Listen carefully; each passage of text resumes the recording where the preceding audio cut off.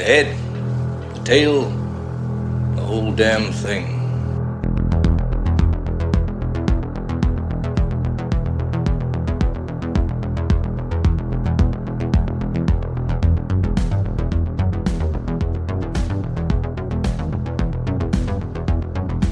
Hello, and welcome once again to The Head, the Tail, the whole damn thing, with your industry professionals Mike D. McCarthy and James Knight.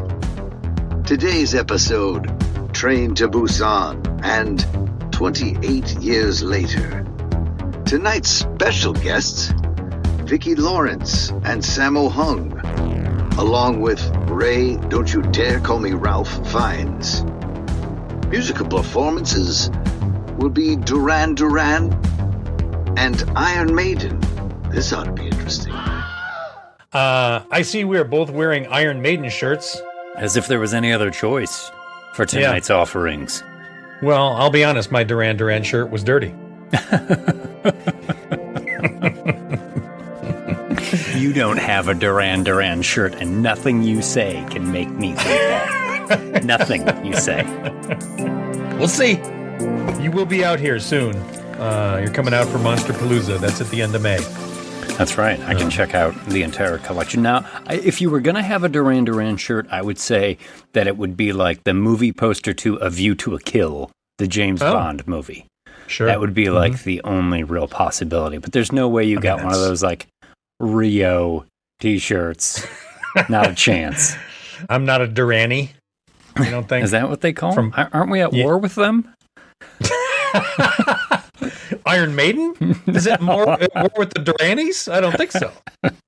I hope not. Oh, a delightful double feature tonight. Of course, we got to wear the Iron Maiden t-shirts because if you know, you know. And if you don't, don't worry, we won't spoil it for you. You're going to find out. But we've got a zombie/infected double feature. Do we have to go into the whole zombie versus infected thing? You know, I think, honestly, we can call both of these movies infected. I don't see. I'm going to disagree with you right there. I think Train to Busan is a zombie movie. I don't know, but the way it passes back and forth to people, Train to Busan seems like a 28 Days Later movie. Like it's right out of that script. It also feels like World War Z, right? Once you're bitten, you turn into a super fast, rage-filled monster. So we've got Train to Busan, and we've got 28 Years Later, The Bone Temple. The second of the proposed trilogy of the 28 Years Later films. Yeah. But no, I've always felt that the infected in 28 Days Later, those movies, right? They bite you, you become infected, and then but like if they were to tear your throat out, you would just be dead. You wouldn't turn into one of them, right? But people who die, I guess, yes. Because in the beginning of Train to Busan, there's a deer. Yeah, deer gets hit. And then it immediately turns into to life, right? To zombie deer, yeah. So I would think that would say these are zombies, not infected. I'll allow it. Okay. Well, you know what? People get real touchy about that. It's not a zombie. It's infected. I say, you know what? The monster essentially works the same way. You're splitting hairs. Take it easy. Just enjoy Frankenstein the ride. Was the doctor. Just enjoy the ride, baby. Just enjoy the ride. We're all here to have a good time. We're not here to yell at each other or change your mind or tell you you're stupid. We just want to talk about Train to Busan. And 28 years later, The Bone Temple. Right. That's right. Can you believe it's been 10 years since Train to Busan has been out? No, I guess I can't. Because when we talked about doing this movie, because our own hidden rule is the new movie that we do is within a year, and the old movie is at least 10 years or older. Now, we've broken that rule once, I think, for Theo. A couple times. Yeah, we broke it for Theo. We also did the Halloween 2 The Fog episode where we kind of broke that rule. Sure. We're not bound by our paradigms here. We're just taking it easy. It's just free flowing, baby. Yeah, you know how we work it. But should we jump into it? Yeah. Now, this is the older movie. So we're going to spoil the whole damn thing right from the beginning. When we get into 28 years later, the Bone Temple. Do I have to say the whole title? Is it I like think we should. Precious, based on the novel Push by Sapphire? Do I have to say the whole thing every time? I think now we do. Oh, God. 28 years later, the Bone Temple. Based on the novel Push by Sapphire. When we get into that one, we will do a spoiler-free synopsis, and we'll talk about it without ruining anything before we head into the lobby one more time and spoil the whole damn thing. But Train to Busan, Korean movie, out in 2016, directed by Yun Sang-ho. Probably one of the first big Korean movies to like really take America by storm, as far as like there was The Host and then there's this. Those are two movies that everyone really talks about a lot. Yeah. Old Boy, I Saw the Devil. Tale of Two Sisters. Now we've got Parasite winning Best Picture. Korean cinema has really kind of exploded onto the scene. Yeah, totally. But Train to Busan, a very highly rated and regarded movie, critical darling, and audiences really ate this one up. It was a movie that when it came out, people were like, oh, you got to check this out. You got to check this out. Yeah, I remember people telling me to check it out. And it took a while before I got to it. And then when I watched it, I was like, wow. Yeah, it is non-stop. This train pulls out of the station and it ain't stopping. So on that note, stand clear of the closing doors. Welcome to Train to Busan, a Korean Train Express KTX high-speed rail departing Seoul Station along the Gyeongbu Line with a scheduled stop at Daejeon Station. Please be advised that this train will be running express for intense zombie action sequences, absentee father character arcs, social class commentary, and sporadic emotional character beats. Those traveling with the elderly, pregnant women, or small children are advised to keep track of them at all times for the safety of everyone on board. First-class passengers are advised to help others as needed or be subjected to rampant infection. We are pleased to offer dining service aboard this train. Will be frequent and unlimited with no substitutions allowed. Restrooms are located in the vestibules between cars. Passengers are welcome to sequester themselves within the lavatory in the event of an emergency. Please remember, if you see something, scream something. Thank you for traveling the Train to Busan. Next stop will be Daejeon Station. So, Mike, tell me, are you buying a ticket for the Train to Busan, or are you letting this one leave the station without you? Abso-fucking-lutely. I forgot how good this movie is. Yeah. It's great. It's very good. I think this is almost more of an action movie than a horror absolutely. movie. Yeah. No. It's totally an action thriller with elements of horror. I mean, lots of elements of horror. There's a horde of undead zombies or infected. If you want to argue about it, we can. But yes, it's certainly a horror movie, but it is nonstop action. You get about, 10 minutes in this movie, and then it just doesn't stop till the end. Yeah. This has got, I'm going to slaughter these Korean names, but I'm going to do my best. Sure. Gong Yoo plays Seok Woo. He is our main character here. He's kind of a finance bro, but also a dad. He's like a finance dad. Finance dad. Not willing to take a vacation. Finance dads. Who's got kids? Wait, I do? Finance dads. But he was also in Squid Game. That's why I recognize this guy now. He's the guy in Squid Game who plays the game at the very beginning that's kind of suckers everybody into going to the island with like a paper square where you got to flip them. And then it's also got a guy whose Americanized name is Don Lee. Don Lee plays kind of the heavier set, tough guy. My favorite character of the film, right? Oh, totally. Sang-hwa? Yeah, Sang-hwa. He's got a little bit of that Sammo Hung physique. Do you know? He's like Sammo Hung meets early fucking Sylvester Stallone, only Korean. Yeah, right? He's thick and burly and a brawler and awesome in this. And Choi Woo-sik is in this, who plays Young Guk, and he's actually one of the main characters in that Parasite movie that won Best Picture a few years back. Is he the baseball kid? He is the baseball kid. Okay, this. sure. So there's a lot of sort of well-known faces in Korean cinema that are in this movie. Mm-hmm. But as we stated, it opens up in like a quarantine zone as a truck is passing through and getting sprayed down, and the guy inside is like, not again. What is this? Apparently, he's been through this kind of thing before, and as he's not quite paying attention in his truck, there's a big thump, and oh dear. Oh dear, indeed.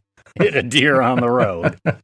Oh, shit. His truck isn't too messed up, but the deer is just lying in the middle of the street in kind of a bloody mess. Oh, well. On to what I was doing. Drives away, and then we see the deer get back up and look at the camera with dead gray eyes. Yeah, this is good. This is elements of a real deer and a little bit of digital thrown in. Title screen. I mean, I guess it would be goofy if they did it, but the zombie infection will make everyone else into a rage-filled monster. A little surprised the deer just didn't go on a rampage. Yeah, deer's like, no, guess I've got gray eyes now. I'm going to go get mad at some grass. Just ragefully eating hay. Just Bambi's off into the forest. Yeah. But yeah, then we get finance dad at the office. He's like a fund manager or something, and finding out news about, a chemical leak or a biotech mishap or something. It's the first inklings we get that there's sort of chemical catalyst to this whole upcoming zombie apocalypse. Finance dad's willing to cover it up. That's right. Dads. He's taking calls. He's like, no, keep your money in there. It'll all be fine. And then he's instructing his assistant, Kim, to be like, take all our money out of here right now. This is a disaster. Yeah. This guy will have a character arc in this movie, right? Oh, he's going to go from like the finance dad who always puts himself first to actually feeling empathy and caring about other people as he takes it's a good character arc. The train to Busan. Yes, it's a good character arc. It's a pretty simple character arc. I think a lot of this movie for me is nice and simple. There's nothing that gets too bogged down or too complicated. You're on the train. No, it's a very simple movie. It's just super action-packed. It's over-the-top stunts. The Korean stunt team, holy shit. Oh, man. They really made their one. You know what I'm saying? Mm-hmm. They were crushing it, falling off of shit and flipping and doing all kinds of, like, crazy body movements, somersaults. The physicality of the zombies is incredible. Some of the best I've ever seen. You know, and I think, I don't know how much digital they mixed into that, or if it was just like speeding up the camera frame rate at times, or if it was just I think there was a lot of camera stuff and a lot of people doing breakdance moves, right? Yeah. Yeah, it's crazy. And in the confines of a train, twisting themselves around and running after people, it really looks great. They didn't shoot any of this on a train. They shot it all on a stage. They had screens outside that just showed the train was moving to give the impression that they were on a moving train. They shot some exterior stuff at Daejeon Station with a ton of extras and stunt people. It's something that I didn't realize until I was researching this movie, is because obviously we know where this train is going. Yeah, to Busan. Yeah, but then it starts in the capital of Korea, right? Mm-hmm. Yeah. Which is? Seoul? Yes. So this is, in fact, the Seoul train to Busan. That's how Don Cornelius would have said it. Would be proud. Peace, love, and soul. Do you know about the animated prequel? Seoul Station. Yes. Yes, there's an animated prequel and at least one sequel, Peninsula, which I did not watch. I saw the trailer and I went, that looks weird. Yeah. But apparently I had heard, and this could be wrong because it was released after the movie, I had heard that Seoul Station, the anime, which the director, this was his first live action movie. He had only done animated stuff prior to this. Wow. So he did the animated Seoul Station, and they didn't think that it was going to make a lot of money, so they kind of held it back, and he went right into making Train to Busan. So they released Train to Busan first, and then they released Seoul Station afterwards as a prequel. I'll bet it made a shit ton more money after they released it after Train to Busan, too. It turns out it was kind of a smart thing to do. But he had never done live action, which to me is fascinating because this movie is so well directed as far as live action goes. And the shots that they get, like you said, they didn't shoot it on a train, but the set that they have, obviously a train car with the screens of the countryside going by, and also, the wall cut out so they can just dolly the camera so that it looks like you're going right along the wall of the train past seat after seat after seat after seat. Zombies crawling over them, trying to get to people. They put really well crafted.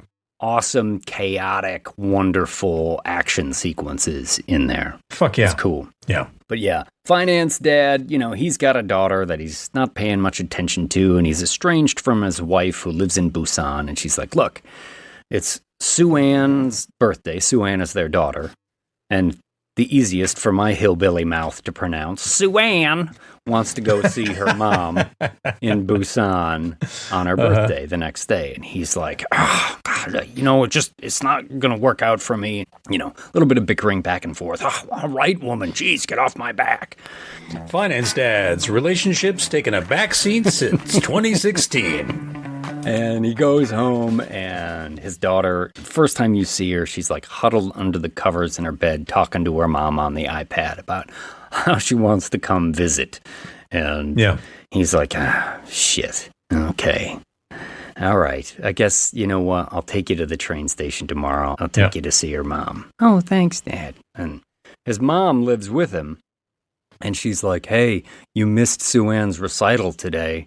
She was really upset. And he's like, I've been too busy. All these women, get off my case. Finance dads. He grabbed. Nothing wrong with these relationships. Man, can't you see I'm busy? But he takes the camera that recorded Sue-Ann's recital and watches her singing. I think it's a Hawaiian song that she's singing, actually. It is a Hawaiian song, and it's called Aloha something, but it's a funeral song, actually. Oh, really? It's like a Hawaiian funeral song. Which, when you get to the end of the movie, is very poignant. Oh, finance dads checking out foreshadowing without even knowing it. Finance dads. Yeah, but she freezes up. She can't sing the song. Later on, she will say, I memorized that song. I practiced that song for you. And so when you weren't there to see it, that's why I wouldn't finish it. And he's like, sorry, it's just been real busy, but... Anyway, takes his daughter to the train station the next day. The sort of air of emergency hangs heavy in the atmosphere of downtown Seoul. Like a convoy of emergency vehicles go roaring by them at one point. Yeah.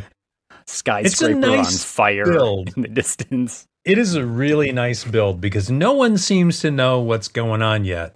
And then when the train starts, there's like a little bit of a bustle outside. Mm-hmm. I think you see someone get tackled and another person comes running up. And he's sitting next to his daughter on the train, and he's maybe even taking a little bit of a nap, but she's looking out the window as the train pulls out and sees a dude get tackled by a zombie, essentially. Yeah. They don't give you too much of a view of it. And she's like, whoa. And we have seen a couple of other people, our other cast of characters get on here. Don Lee, who we were talking about, is like the Sammo Hung, Sylvester Stallone, burly guy. You're also going to meet his wife, who is pregnant. So you get a pregnant lady on here. All sorts of vulnerable people. You got to have a pregnant lady. You get an elderly, couple of sisters. One of whom I kept thinking was like a Korean Vicki Lawrence. Because she had that kind of like Mama's Family vibe, where it's like... I actually wrote that as a note. I was like, what's up with Korean Mama's Family? Yes, totally. You're like, you're a young woman dressed like an old woman. I mean, that's my thought, although, I don't have to tell you. South Korean skincare is where it's at. I mean, you know as well as I do this fact. Oh, yeah. So she might very well be a septuagenarian, but she's got that smooth skin. And that what looked like a perfect wig Yes. of just lightly grayed hair out of the gate, Mama's Family. And I clocked it immediately and wrote the note.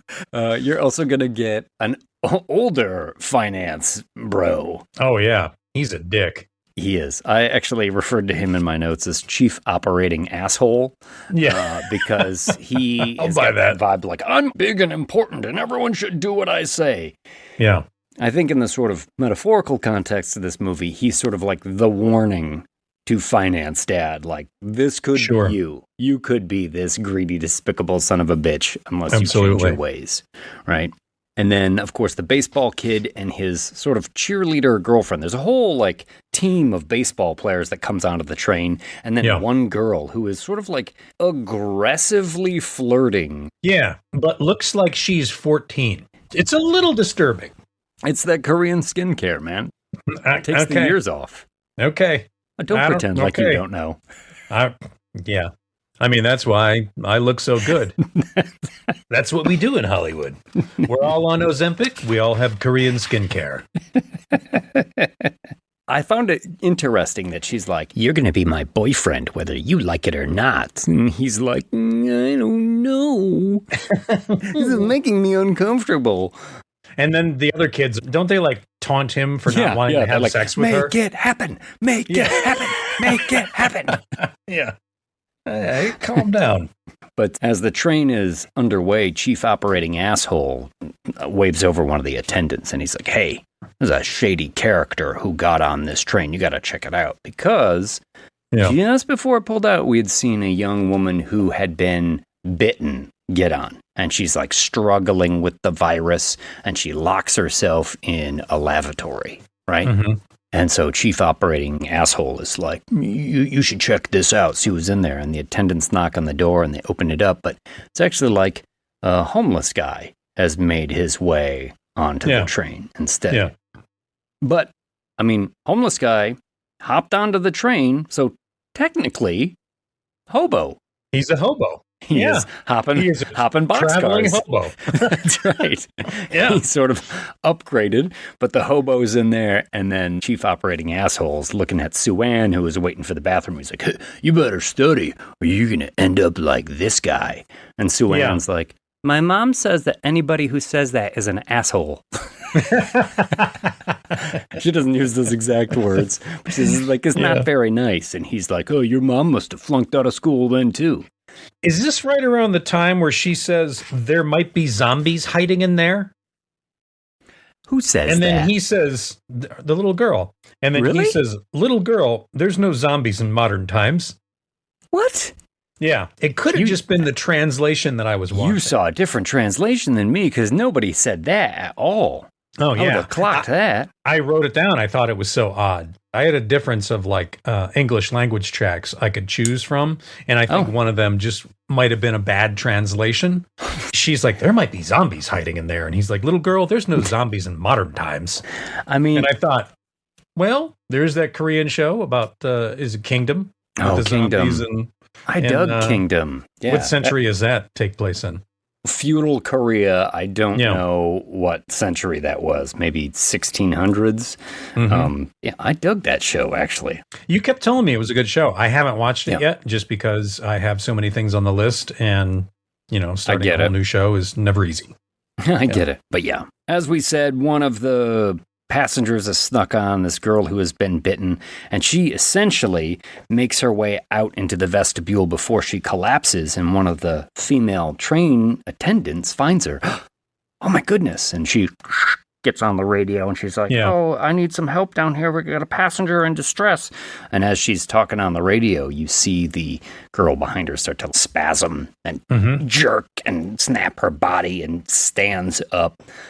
I mean, we've seen people become zombies in plenty of movies at this point, but these are really good transformations into this. I mean, they base their movements on Resident Evil and Silent Hill and some video games and different fast-moving zombies. Basically, took a look at everything and said, ooh, I like this, I like this, I like this. These are your inspiration, go for it. Yeah. And I love that after this attendant gets bit, because the girl like sinks her teeth into her neck and she's like, ah! It will cut to the baseball team in the car and they're all like, ah, joking around and stuff. And then you just see from the shoulders down, the attendant moving past the seats. And then the zombie girl is on her back. Yeah. Digging into her neck. And this attendant is just walking down, like halfway down the car. And the baseball team is all like, what the total fuck? Before the attendant falls down and all hell breaks loose on the train. Pretty early in the movie, too. Like you say, this movie hits the gas early and just goes for it. Yeah. And it's great. Yeah. It's so great. I love this movie. To be a little bit critical of this movie, and I don't think there's anything this movie necessarily does that's bad. I think everything it does it well. But when I'm watching a zombie movie, there is part of me that wants to see the survivors in that moment of like, what do we do now? Do you know what I mean? Where they have like a moment of respite, where they're not under direct threat all the time, where they say like, how the hell are we supposed to move on with our lives when the world has done this? Sure. And this movie will give you none of that because it is like foot on the gas the whole time. It's also like the first 5 hours of the infection.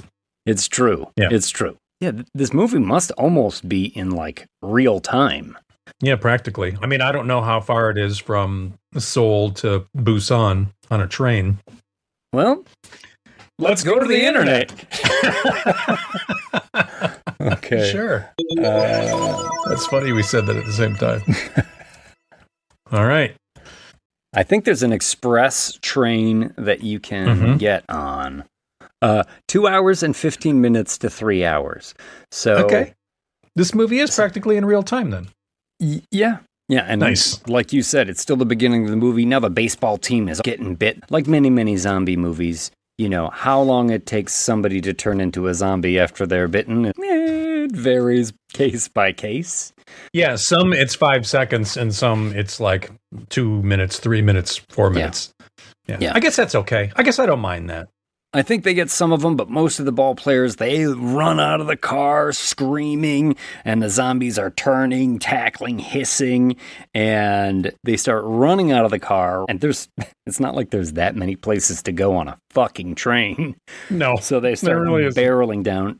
Finance Dad is roaming the cars. He's looking for Sue-Ann because she had left to go to the bathroom, and he's unaware that any of this stuff is happening. He finds her. People just come screaming by, and then he looks down the car and sees all the zombies. I think this might be that shot where the train attendant snaps and turns around. It's like popular in a lot of the trailers. You see this moment. Is that the train attendant that looks like Ted Raimi?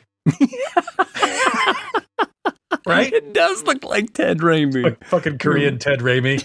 I was like, oh, notes of Henrietta, like Ted in the Henrietta makeup, as he turns and he's got one eye, like, kind of swollen shut. You're right. Yeah. You're right. I didn't think about it. He does look like Ted Raimi. Amazing. Yeah.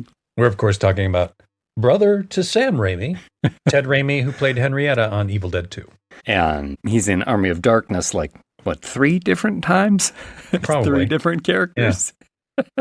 Ted Raimi makes lots of guest appearances in all kinds of Sam Raimi things, Bruce Campbell things. A brother's love is a brother's love. Absolutely. That's right. Well, Finance Dad sees the zombies, picks up Sue-Ann, and is like, just starts running away. He runs past Korean Sammo Hung and his pregnant wife, and mass panic on the train. The passengers gather in one train car. The zombie horde's coming down. Sang-hwa and his pregnant wife are kind of in between. And Finance Dad shuts the door on him, which is rough, too, because it's a glass door. So they can clearly see. It's not like I accidentally shut the door on you. It's like, nope, I'm shutting you out. It's like if you were running for the elevator, being like, hold the door, and you could see the person pushing the closed door button and the glass elevator doors close. You're like, what the fuck, man? Absolutely. Have you ever done that? Because I'm pretty sure I've done that. Everybody's done that. I mean, Yeah. not with glass elevator doors necessarily. No. But everybody's been to the side, pushing the button like, But I'm you're in a thinking, hurry. I'm already 4 minutes late to the dentist. I'm not waiting another 30 seconds. Yeah. And also, does this button even work, for Christ's sake? Yeah, I'm because pushing they the really closed don't. door button. They don't. It takes It's forever. been like 10 seconds and Yeah. nothing's happening. Come on. Trying not to look like I'm closing the door. But Sanghua and Prego manage to get into the train car and shut the door. There's sort of a general freak out as the zombie horde is just on the other side of this glass door, and then they realize zombies can't use knobs. No. Zombies can't open the doors. Zombies That's are dumb. They are dumb. And they Yeah. even find out, like, oh, look, if we put some newspaper on the door and, they sort of stick it on there with water, the zombies calm down. Like, out of sight, out of zombie mind. Absolutely. They got no object permanence. Kind of like the zombies or the infected, rather, in 28 days. But speaking of things that aren't there, we'll be right back. And now, on with the show. And we're back. So yeah, finally they get a break from the zombie horde that's busting in, and the engineer comes over the PA system. He's like, just so you know, we're not stopping at the next station. The military has advised us to keep going. And Chief Operating Asshole is like, oh, God, that's just going to ruin my whole day. Yeah. I'm greedy. I was supposed to go get new shoes. I had a money clip that was being engraved, and now I'm late for my appointment. I'm a greedy old man. Someday I want to be a greedy old man, I'll be honest. Fucking A. Go away, kids. I'm counting gold bullion. Well, the train does slow down at the next station. Just enough to see chaos. Yeah, a bunch of people come like slapping the windows like, let us in, let us in, let us in. And then zombies be like, just tackle them. Chaos outside. Zombies trying to bite windows and bloody handprints. And That's right, trying to bite windows. yeah, it's fucking good. We're also going to get a little bit of a montage here. The government being like, hey, folks, just so you know, everything's fine. Don't worry about it. Just check in with your local official and you should be safe. And over this, you see like buildings exploding and plumes of fire just rolling into the sky and people on the streets rioting and getting overrun by It's like the naked zombies. gun with the fireworks building exploding behind him. And he's like, nothing to see here. Move along, folks. Nothing to see here. But this reminded me a lot of The Host, actually, because The Host has very with much the government. the same sort of thing where the government is blatantly saying things that aren't true. Wait a minute. Everyone can see Wait a that minute. they're not true. Hold on. Are you saying that the government would lie? Come on. Just the South Korean government, apparently. Okay. Probably more than North Korean government, to be honest. Oh, boy. I mean, we already know they hate me. Yeah, don't say that too loud. Yeah. Yeah. They've That's got AI Patreon that can content. sift through the entire internet. Yeah. They'll come looking for They're you. going to have to join our Patreon to find out what I'm talking about. Dude, if Kim Jong-un becomes part of the whole damn family, you gotta wonder about the direction this show is taken. Please, someone join the whole damn family with the tag Kim Jong-un. If Kim Jong-un joins our Patreon, I will give Kim Jong a t-shirt. Okay? I've said it. It's live. So there, you got to become a whole damn family member. $4 level. Whole damn thing. That's patreon.com. At patreon.com. The whole damn thing.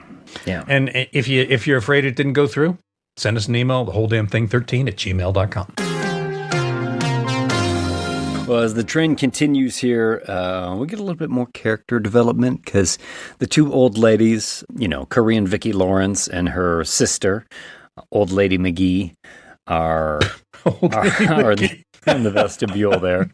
And the kid, Sue-Ann, Pretty sure is that was like- the character name. Sue-Ann is like, here, you can have my seat, Old Lady McGee. And Finance Dad is like, hey, what are you doing? Don't give up your seat to people. We've got to look out for ourselves right now. And Sue-Ann's like, this is why Mom thinks you're a jerk. Because you don't think about anyone but yourself. And he's like, ouch. Now, the kid doesn't say that exactly. But the kid says that. She might have said it in my version. That's right. Yeah. It was just the subtitles I was watching. Yeah. She did say something very inflammatory towards him. Yeah, she tells it like it is. Yeah. Yeah. She might have called him a jerk or an asshole. I can't remember. I'll have to look. You did have a different language track. Totally. But Sue-Ann will also talk to Prego, the pregnant lady, and Sang-hwa, her husband. And they explain, like, oh, yeah, the baby, we just call him Sleepy right now because he doesn't have a name yet. Dad's too lazy to give him a name. And he's like, I don't know. No. You will name your child before this train reaches its station. That is true. But the train will be stopping soon at Daejeon because there's a military presence there. And the engineer says, hey, listen, folks, we're going to be making a stop, and then we're just going to all head down to the main square, and we'll be taken care of. But Finance Dad calls his assistant, Kim. He's like, hey, have you heard about this military presence at Daejeon? And his friend is like, oh, don't go there. They're going to put everyone into quarantine. Instead of going to the main square, take a right when you get in the station and head to the East Square. We'll send somebody to meet you there.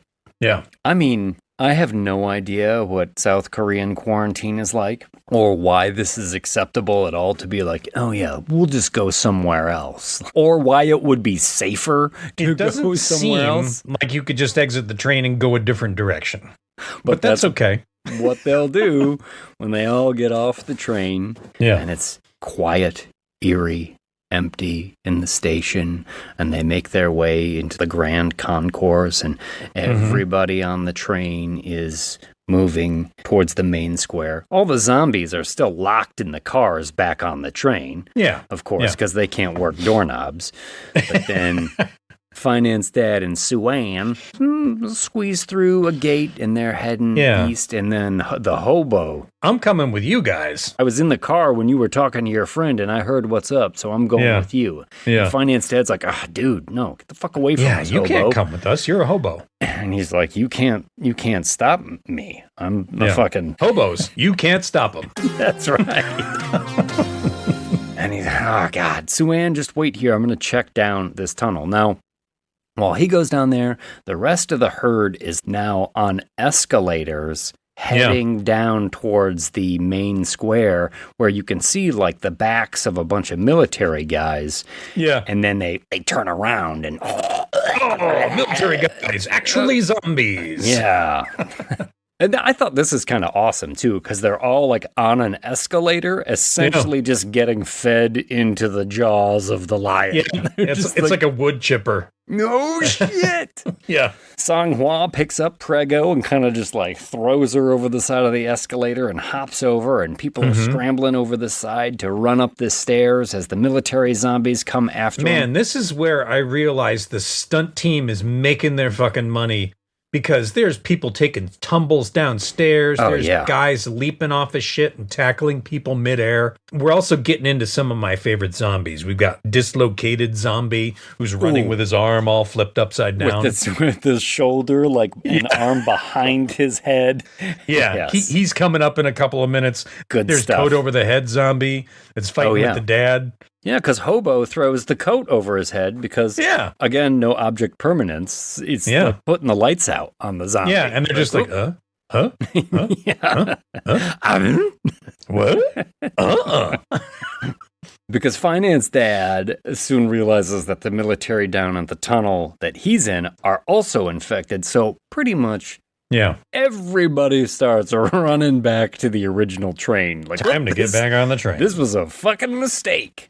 And because he got separated from Sue-Ann a little bit there, she goes with Sang-hwa and Prego, and they get through one of the doors. Big glass wall with glass doors. Yeah. And now, Finance Dad is in the same position that he had kind of put Sang-hwa in on the train a second ago, where like he's running for the door, but Sang-hwa is fucking cool. And he's like, no, I'll wait. So he waits for him to just kind of shoot through the crack at the very end, and then they're trying to close the door as dozens and dozens and dozens of zombies are like piling against the glass wall and against the door and shaking it. And they're trying to hold the door shut and get it locked by locking the top of it as the rest of the passengers run down the hall and down the stairs towards the original train. I'll be honest, though. Sang-Hwa Sammo Hung, he was too nice. I wrote a note. These people are too kind. Like, they're all like, no, come on. I mean, you see what's happening. You see how fast these zombies are running around and crashing into things and how quickly one can turn somebody. Yeah. I'd be like, boom, sorry, bro, that door's locked. Well, I'm out. That's kind of the biggest issue I have with this movie, and why watching it post-pandemic, it kind of ironically bummed me out, because this movie very clearly has a message. Like, it's always very clearly trying to tell me to be a good person, and I just don't want to be a good person. It's not how people reacted to a minor pandemic. And I'm saying a minor pandemic with serious italics, since COVID killed 3 fucking million people. But it wasn't the zombie apocalypse. Yeah, people didn't act fucking generously. Or, let's just say... Are you saying that during this scene at the train, there should have been somebody rushing around with a shopping cart full of toilet paper? Yes, that's exactly what I'm saying. I've got mine! Yeah. We'll all be cool as long as everybody treats each other equally generous. And there'll be some people that's like, I've got it all! Yeah, mine! Fucking Scrooge McDuck all over the place. Yeah. But most of the passengers managed to make it sort of like onto the front of the train, but Sang-Hwa and Finance Dad and the baseball kid are all sort of hanging back, trying to keep the zombies from crashing through. They do lock the door and manage to run away, but pretty soon the weight of the horde busts I love through these the weight of the horde wall. moments. They're great.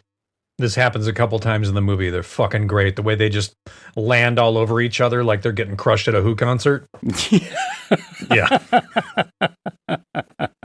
But these zombies come running after him, and Chief Operating Asshole has told the conductor, you gotta get this train started, you gotta get this train started. And the conductor's like, there's still more survivors, we can wait for more. And he's like, you gotta get it started. Eventually convinces the engineer to start the train. So we've got a number of our survivors at the head of the train, and then we've got Finance Dad, Sang-Hwa, and I think the baseball kid running towards the back of the train as it's pulling out of the station, and the zombies are right on their heels. And even in front of them a little bit as they grab riot shields that have been left over from the military police that are there and are knocking zombies down, trying to hop on the train. And fucking Sang-Hwa Sammo with the fucking riot shield and just gladiatoring his way through was fucking great.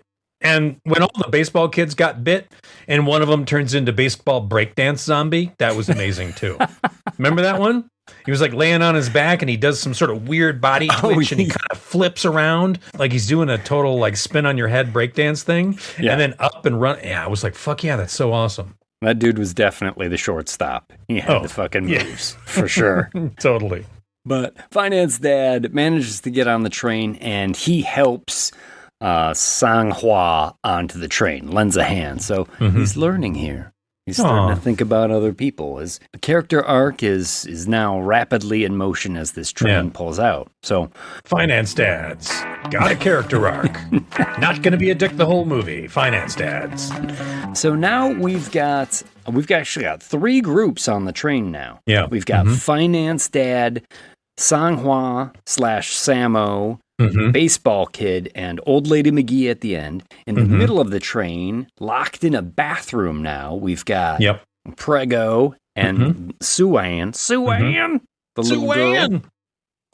It's shake and bake, and I helped. At the front of the train, we've got baseball kid's girlfriend, along with Chief Operating Asshole, and the conductor, and a bunch of Korean Vicki Lawrence.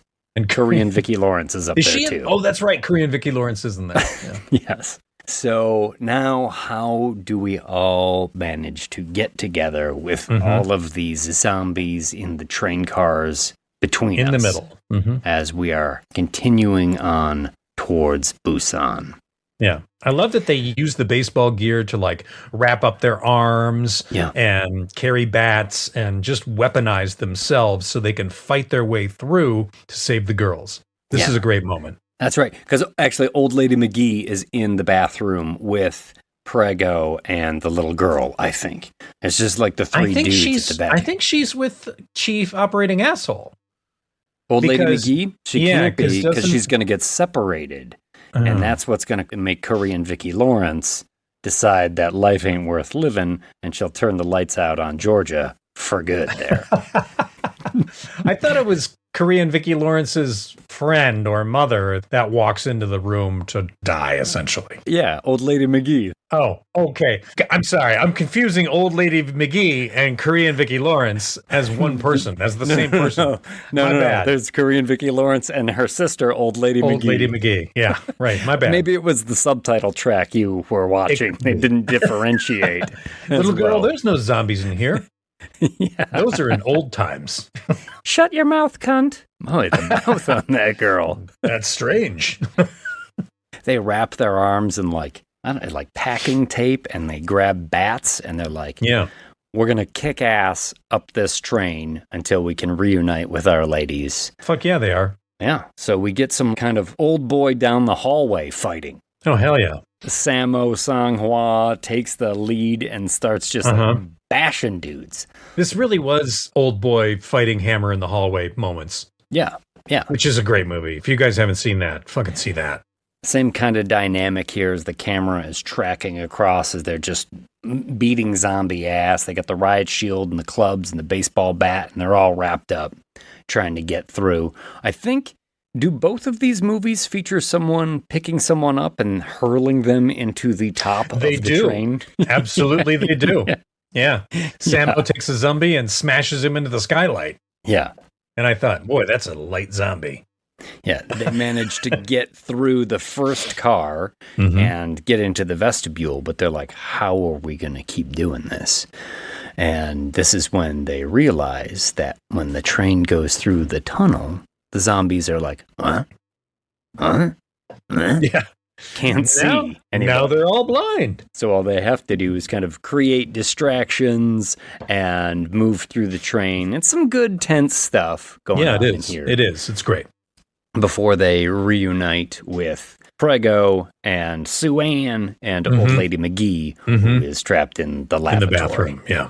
Now they're going to make their way to the front of the train, and Baseball Kid calls his girlfriend. And she's like, oh, you're just back there? Great, we're just a couple cars up. Come meet us. Yeah.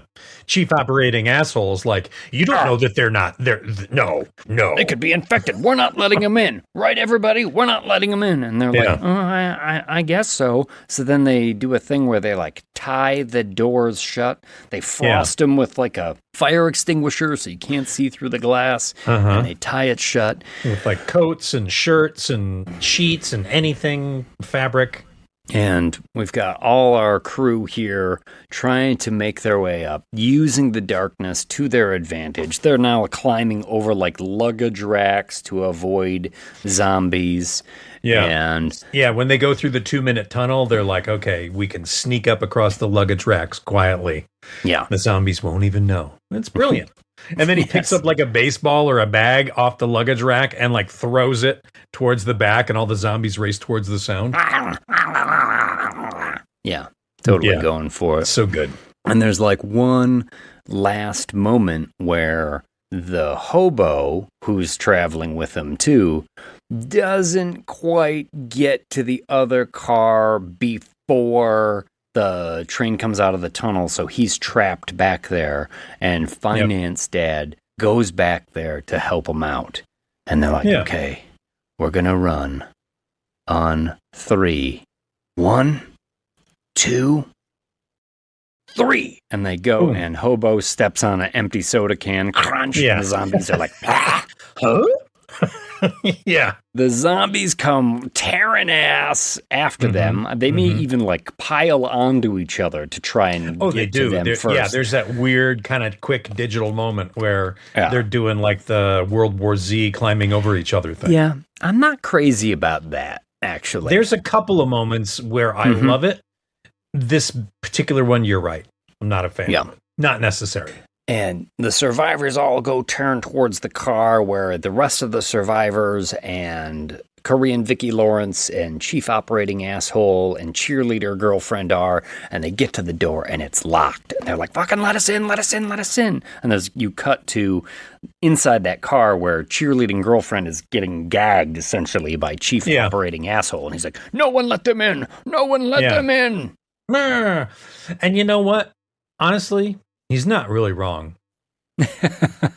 Right? I mean, if I was in there, I'd be like, yeah, no, the door's closed. We're not opening it. Sorry. You guys just stay in the middle there. Keep your own little place. That's what I'd say. Well, the survivors try and shut the door behind them in the car, but it gets like plugged up with zombie parts. There's like hands sticking through and mashing at them. And Sammo Sang-hwa is holding the door. It's open a crack, but he's trying to hold it as Baseball Kid is smacking the door at the opposite end of the car with a baseball bat. Like, let us in, let us in, trying let to us break in. the glass. Break it, break it, break it. And Finance Dad is helping Sammo Sang-hwa. He's pushing up with a bat and he's moving the zombie arms out of the way and the door's slowly closing. He's like stuffing zombies back with the bat, just plugging them in the head, trying to drive them back through the crack. But then one of the zombies... That was one of my Pornhub searches, actually. That entire sentence you said. Just pounding the crack. Just pounding the crack and just the zombies with his wood bat. Well, one of the zombies whose head has been sort of like smashed near the bottom of the crack just sort of it's a weird little moment. It sort of like floats up and tell me again about the bottom of the crack. and bites Sang-hwa in the hand. Shit. This is a sad moment because Sammo is fucking awesome, and he's my favorite character, and you mentioned he's your favorite character too. And now we know he is going to turn shortly, and he will be a force to be reckoned with when he turns. He knows it too, so essentially he's like, oh, help my wife, get her out of here, and Prego's like, no, and Finance Dad's like, fuck, okay, man. Sorry. He gets it. Sorry about everything. But he takes Prego out, and then Sammo Sang-hwa screams his child's name. He's like, Yoon Soo-yoon, that's our baby's name. Yeah. It's sad. It is. Okay. What did he name the baby? What if the wife didn't like the name? She's like, really? Yeah. I'm sorry. I knew a Yoon Soo when I was growing up, and they were a real bitch, so I don't want to name it after that. Exactly. Lindsay, are you serious? Don't you remember Lindsay from down the street? She was such a bitch. Terrible. The HOA president? You want to name the baby after them? You was like the Korean version of a Karen. Yeah, that's right. No, I'm not going to do We can't do that to our child. It's his dying wish as his eyes turn gray. Fuck. Goodbye, favorite character. Well, Baseball Kid has smashed through the window, so the survivors managed to get through there, or almost all of them, because there's one more door that they have to get through, and they open it up. They get through there, and then old lady McGee doesn't make it through, and Korean Vicki Lawrence watches her get overcome by the zombies. Oh, it's a nice little moment too, because when she turns, she doesn't really turn into a ravenous zombie. She turns into a sadness zombie, where she just sort of stands there with her hand on the glass. That's right. Oh, well, the people in the car now are pissed because all these new survivors get in, and Finance Dad takes it right to Chief Operating Assholes. You son of a bitch! You could have killed us all! Sammo Sang-hwa died! What are you doing? And Chief Operating Asshole like turns the tables. He's like, he must be infected. Look at how crazy he's acting. Yeah, look at how angry he is. Finance Dad's angry and not turning. Just wait 5 seconds. You should be able to tell that they're not turning. But he really lets this play for a long time, doesn't he? Yeah. He's too spooked. See, look.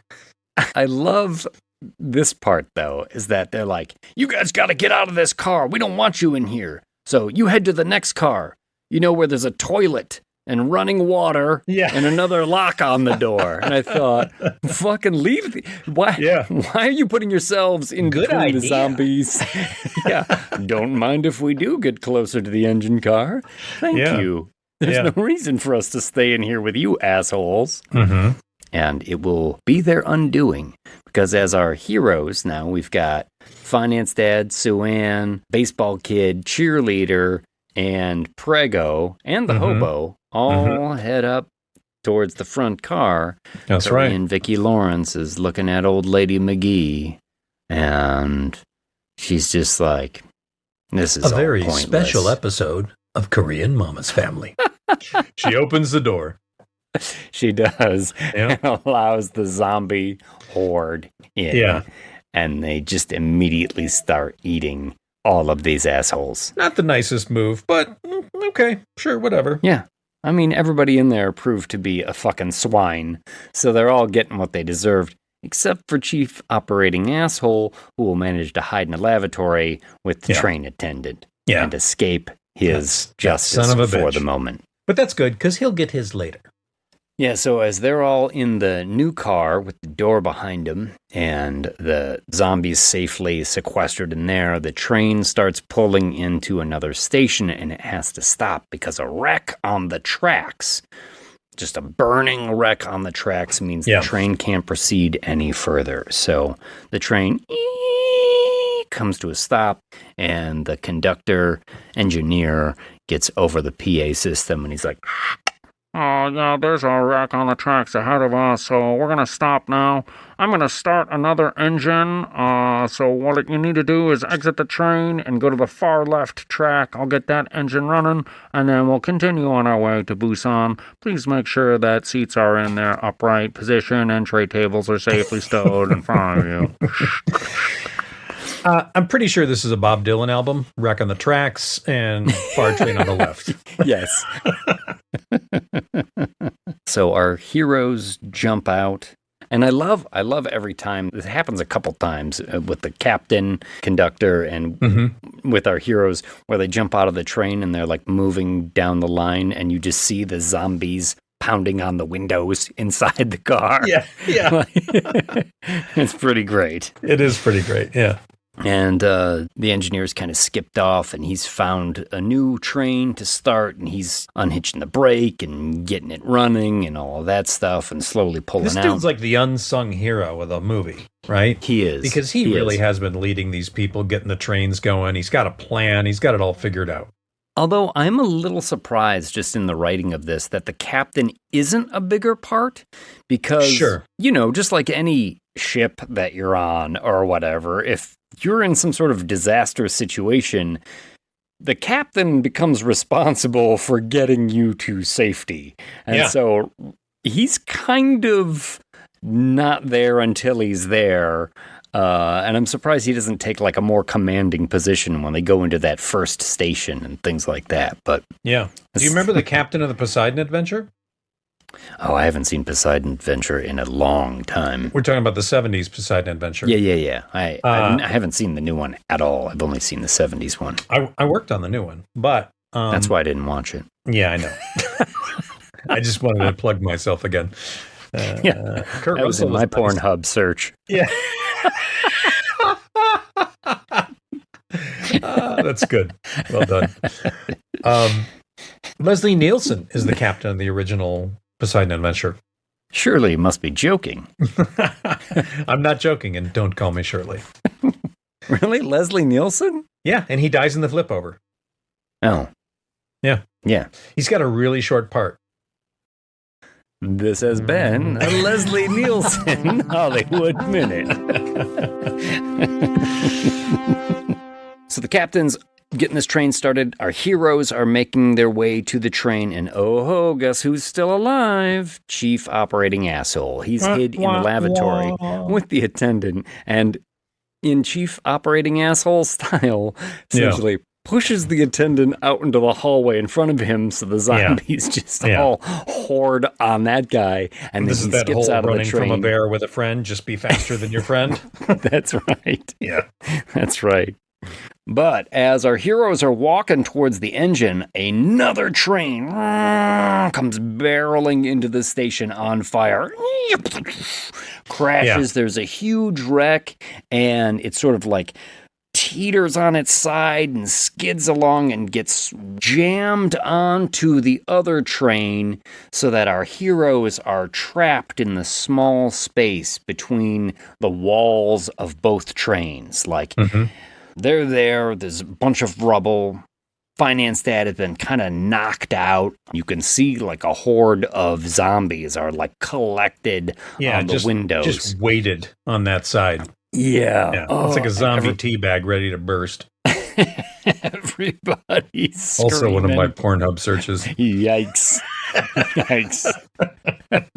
Only took one look to realize I'm not into that, actually. Yeah. I thought I was, but no. Delete history. Clear browser history.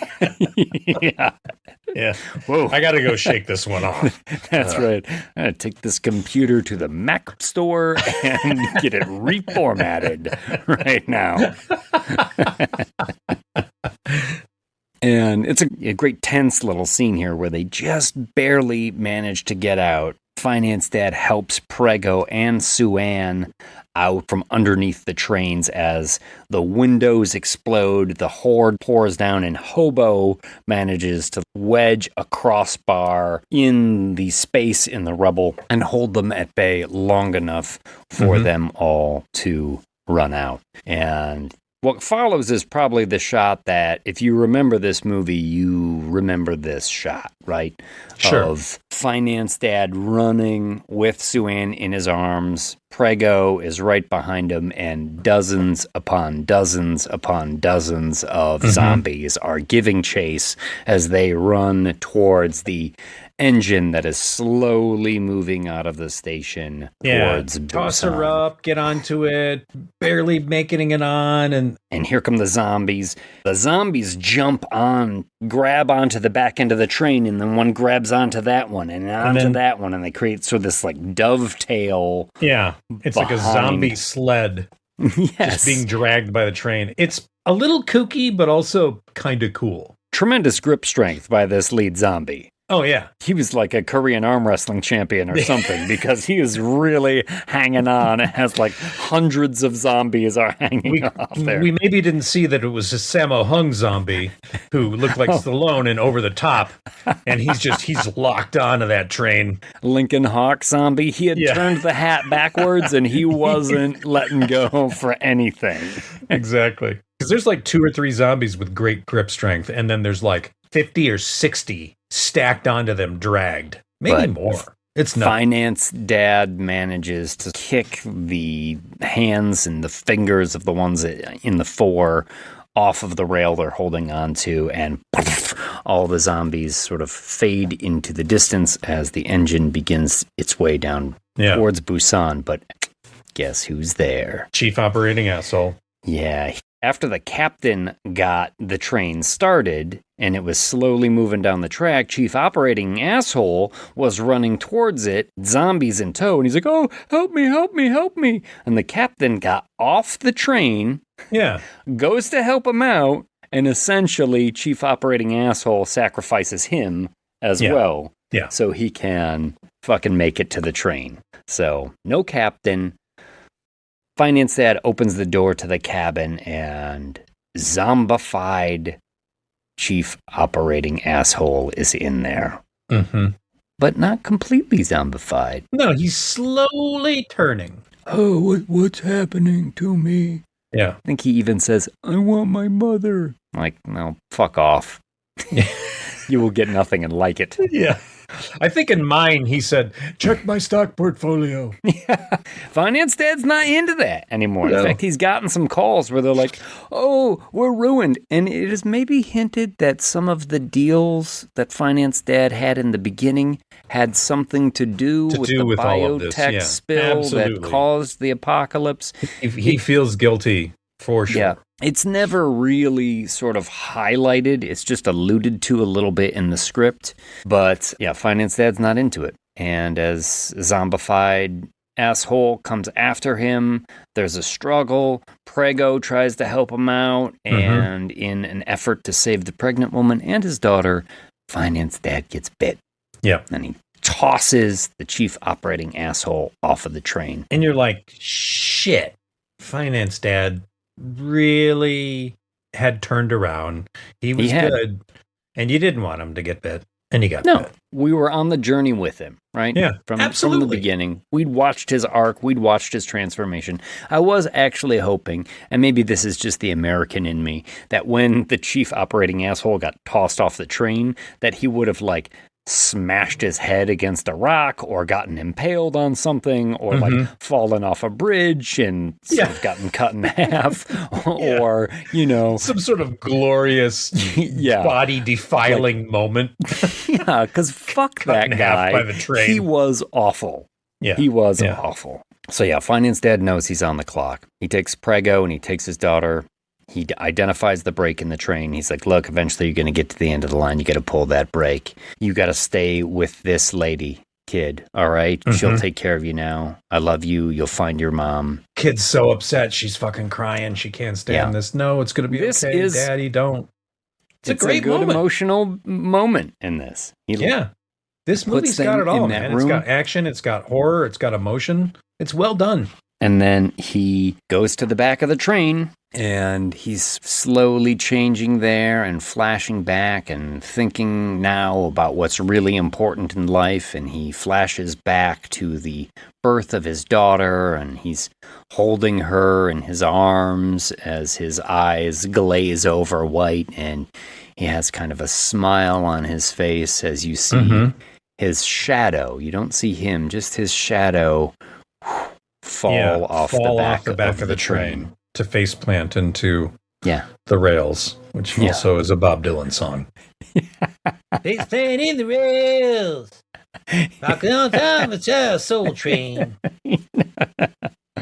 And then the train approaches a sort of blockade in front of a tunnel, and they break it, and Prego and Suan get off. And this looks real apocalypse, right? We've got barbed wire and charred corpses hanging out in the wire, sort of twitching, and there's little fires everywhere. Later, like, oh, what the fuck has happened here? And I mean, like, if you're doing a zombie movie, you almost have to have an obligatory tunnel shot, right? Because here we are in a tunnel, and they're walking through. And on the other side of the tunnel, you cut to a couple of snipers. You see the silhouettes of two figures coming through the tunnel. We've got two people coming through the tunnel. Can you confirm if they're zombies or not? Like, nope. Not from the distance. He's like, all right, take them out. Finger on the trigger. Oh, are we going to get a terrible, heartbreaking Night of the Living Dead moment here? The first time I saw this, I was convinced we were going to get a Night of the Living Dead moment here. This movie's too nice. This movie really is too nice, and its message is to be nice. I mean, in a weird way. Until it's time to not be nice. Thank you, Patrick Swayze.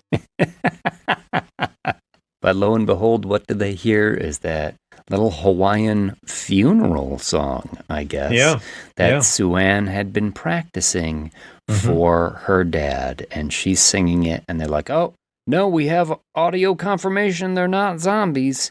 Excuse me, sir, do the zombies sing? Is it a Korean song? Sounds Hawaiian. Take the shot. Oh.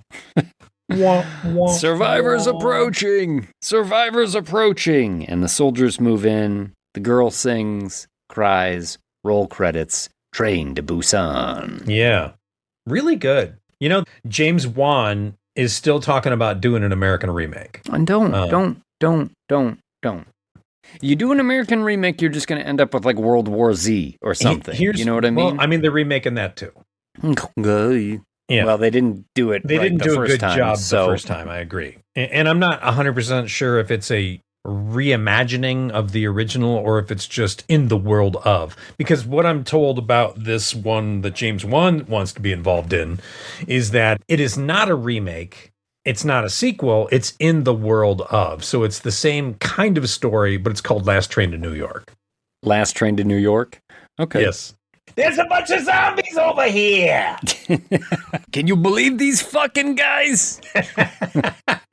I want to see the guy that looks like Stallone in that movie. Oh, yeah. Oh, Marie! That's his pregnant wife is Marie! Oh, my God. She's You so better New name Jersey, the baby too. after my mother. Absolute New Jersey. That would be fucking amazing. Yeah, it would. It wouldn't be hard to find fucking finance pro dickheads either. You No. got plenty of them. It would not be hard. So how many train tickets do you want to give Train to Busan? I'm giving Train to Busan 8 train tickets. I think this is absolutely what you want. And don't get a dubbed version. Read it, whatever version you're reading, no matter what they're saying. Doesn't matter. It's a great movie, but watch it in its original language. Yeah, I really like this movie. And I had forgotten how much I like this movie. This is a movie that, like, you watch it and you go, wow, that's great. And then I just kind of forgot about it until we talked about pairing it with this movie. And then I was like, oh, yeah, I remember that as being good. And then when I watched it, I was like, fuck, this is really great. So I'm giving it 8 train tickets. Yeah, I'm also going to give it 8. It's funny. It plays more like an action movie than a horror movie to me. Yeah. And it's not that it's not tense and suspenseful, because it is, but I'm rarely getting the suspense from the horror elements. I'm always getting the suspense from the action elements in this movie. Mm-hmm. You know, it's never a question of where are the zombies at or are we safe, because they're always in such hot pursuit. Yeah. The threat is always right there. Yeah. You know? And I love when they're falling off the trains and they're breaking limbs and they're just piling into each other. There's a lot of like World War Z moments in this. At one point, amigos are literally falling out of the sky. There's like helicopters overhead. That seems and amazing. Bodies are falling off the helicopters. Yeah. Yeah. Because there's the World War Z, the helicopter covered with zombies, and then they're falling off the helicopter into a parking lot, landing on cars and smashing like eggs, and then getting up and chasing down people in the parking lot. So fucking great. I love that. Yeah. But yeah, I mean, it's not a criticism. It's just that this movie plays more like an action movie to me than a horror movie. Yeah. I don't get chills from this movie at all. It's emotional. It's got emotional beats to it for sure, but it's almost nonstop action. Mm-hmm. So yeah, it's 8 tickets for me as well. Excellent. Well, let's take a break and come back and talk about our second movie, 28 years later, The Bone Temple. Based on the novel Push by Sapphire. We'll be right back. Let's all go to the lobby. Let's all go to the lobby. Let's all go to the diva to get ourselves a treat. Delicious things to eat. The popcorn can't be beat. The sparkling drinks are just dandy.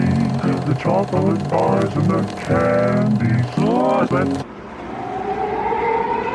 Nothing to say here, folks. Everything is absolutely fine. Just go back to your homes. Everything is fine. There's nothing wrong. It's all. We're all going to be all right now. Don't believe him.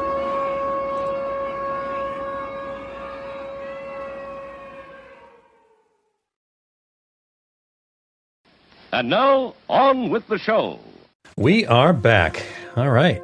Do you think they have Mama's Family, the complete series, on DVD? I'm pretty sure they do. They probably have it on VHS if you go to eBay. Yeah, VHS for sure. Mm-hmm. Mama's Family's got to be one of the worst TV shows of all It's time. terrible. I never liked it. It's just awful, awful, awful. Mama's Family was around for a while. Yeah, and it's just consistently terrible. Yeah. But we're not here to talk about Mama's Family, because Lord knows we could talk about Mama's Family. Man. Could we go on and on night long about Vicki Lawrence? Did she have a catchphrase? I don't know. But you know what? Let's go to the internet. Ladies and gentlemen, did Mama have a catchphrase? Catchphrase. Yes, Thelma Mama Harper, played by Vicki Lawrence from Mama's Family, had several signature phrases and blunt catchphrases that highlighted her cantankerous personality. I see. Such as, wake up and smell the coffee in a pig's patoot. And I'll bet the neighbors are just loving this. Oh, man. If I had Okay. $1 for every time I said each one of those, I would have like $7 In a pig's patoot. in a pig's patoot. Might as well start using it, though. You know what's fun is we've mentioned Mama's Family so much, Oh, the man. algorithm is going to be like, so you're interested in Mama's Family. Yeah, we're going to get all kinds of Carol Burnett ads for the full DVD series. T-shirts. Oh. The Vicki Lawrence. Oh, hell yeah. On them, you know, the standard T-shirt with the image Photoshop. Oh. It'd be like Oh, fuck Keanu Reeves wearing a Mama's Family T-shirt. That's going to be great. I cannot wait for the algorithm to feed us some goddamn bullshit like that. Thank you, algorithm. Mama's Family, Vicki Lawrence. Mama's Family, Vicki Lawrence. But we're not here to talk about Mama's Family. Or are we? 28 years later, 28 years later. The Bone Temple. Mm-hmm. Based on the novel Push by Sapphire. Yeah, we're going to just take this all the way. Yeah, sorry. Every time. Sorry. It is part 2 of a proposed trilogy. It is an official trilogy. Well, is it? It is. I've heard that, again, Danny They Boyle greenlit involved. Again, Alex the Garland. writer, Alex Garland. I had heard that Alex Garland was going to direct, but I'm not 100% certain. I have also heard that Danny Boyle is going to direct. Yeah, last I heard, Danny Boyle was directing, and they greenlit it, but because Bone Temple didn't do so great in the box office, they were like, bomb. We don't know how eager we are to push out a third movie right now. I'm pretty sure it's starting like right around now. You think it's starting now? Yeah, I do. Okay. I was just looking for stuff about it today, and I didn't see it had moved into production or anything like that. Yeah, no, I think it's about to get underway. Well, I'll be interested to see what they do with this story because we did review 28 years later, a number of episodes again, and the original 28 days later. Yeah. Now, I gave 28 years later an 8, you gave it a 7. Although we both had problems with the end, we did not like the end of that movie. And I rewatched it before watching this. And to be honest, really helped. You have to watch these movies almost back to back, I think. You do have to be familiar with 28 years later to get the most out of the Bone Absolutely. Temple. If you aren't familiar with it, you'll just be confused. And it raised some questions for me, too. I did not rewatch 28 years later in its entirety. I just rewatched the very beginning and the very end that deal with Jimmy's character. Jimmy in 28 years later, The Bone Temple, based on the novel Push by Sapphire, is played by Jack O'Connell. He plays Jimmy Crystal, the head of... Sir Lord Jimmy Crystal. That's right. I'm not sure you can be a sir and a lord. Pretty sure the Jimmies. you can't. Yeah, well, you can't be a lot of things that he proposes that he is. And that is also true. But 28 years later deals with him at the very beginning and very end. It's interesting writing, to be honest. And I'm using interesting in sort of heavy italics because I can't tell if Alec Garland just had too unwieldy of a story and he decided, oh, maybe we can just get the funding to make 3 movies out of it. I'll be curious to see the third movie, how this all ties together. Like, Sure. Why isn't all the Jimmy stuff just this movie? I agree.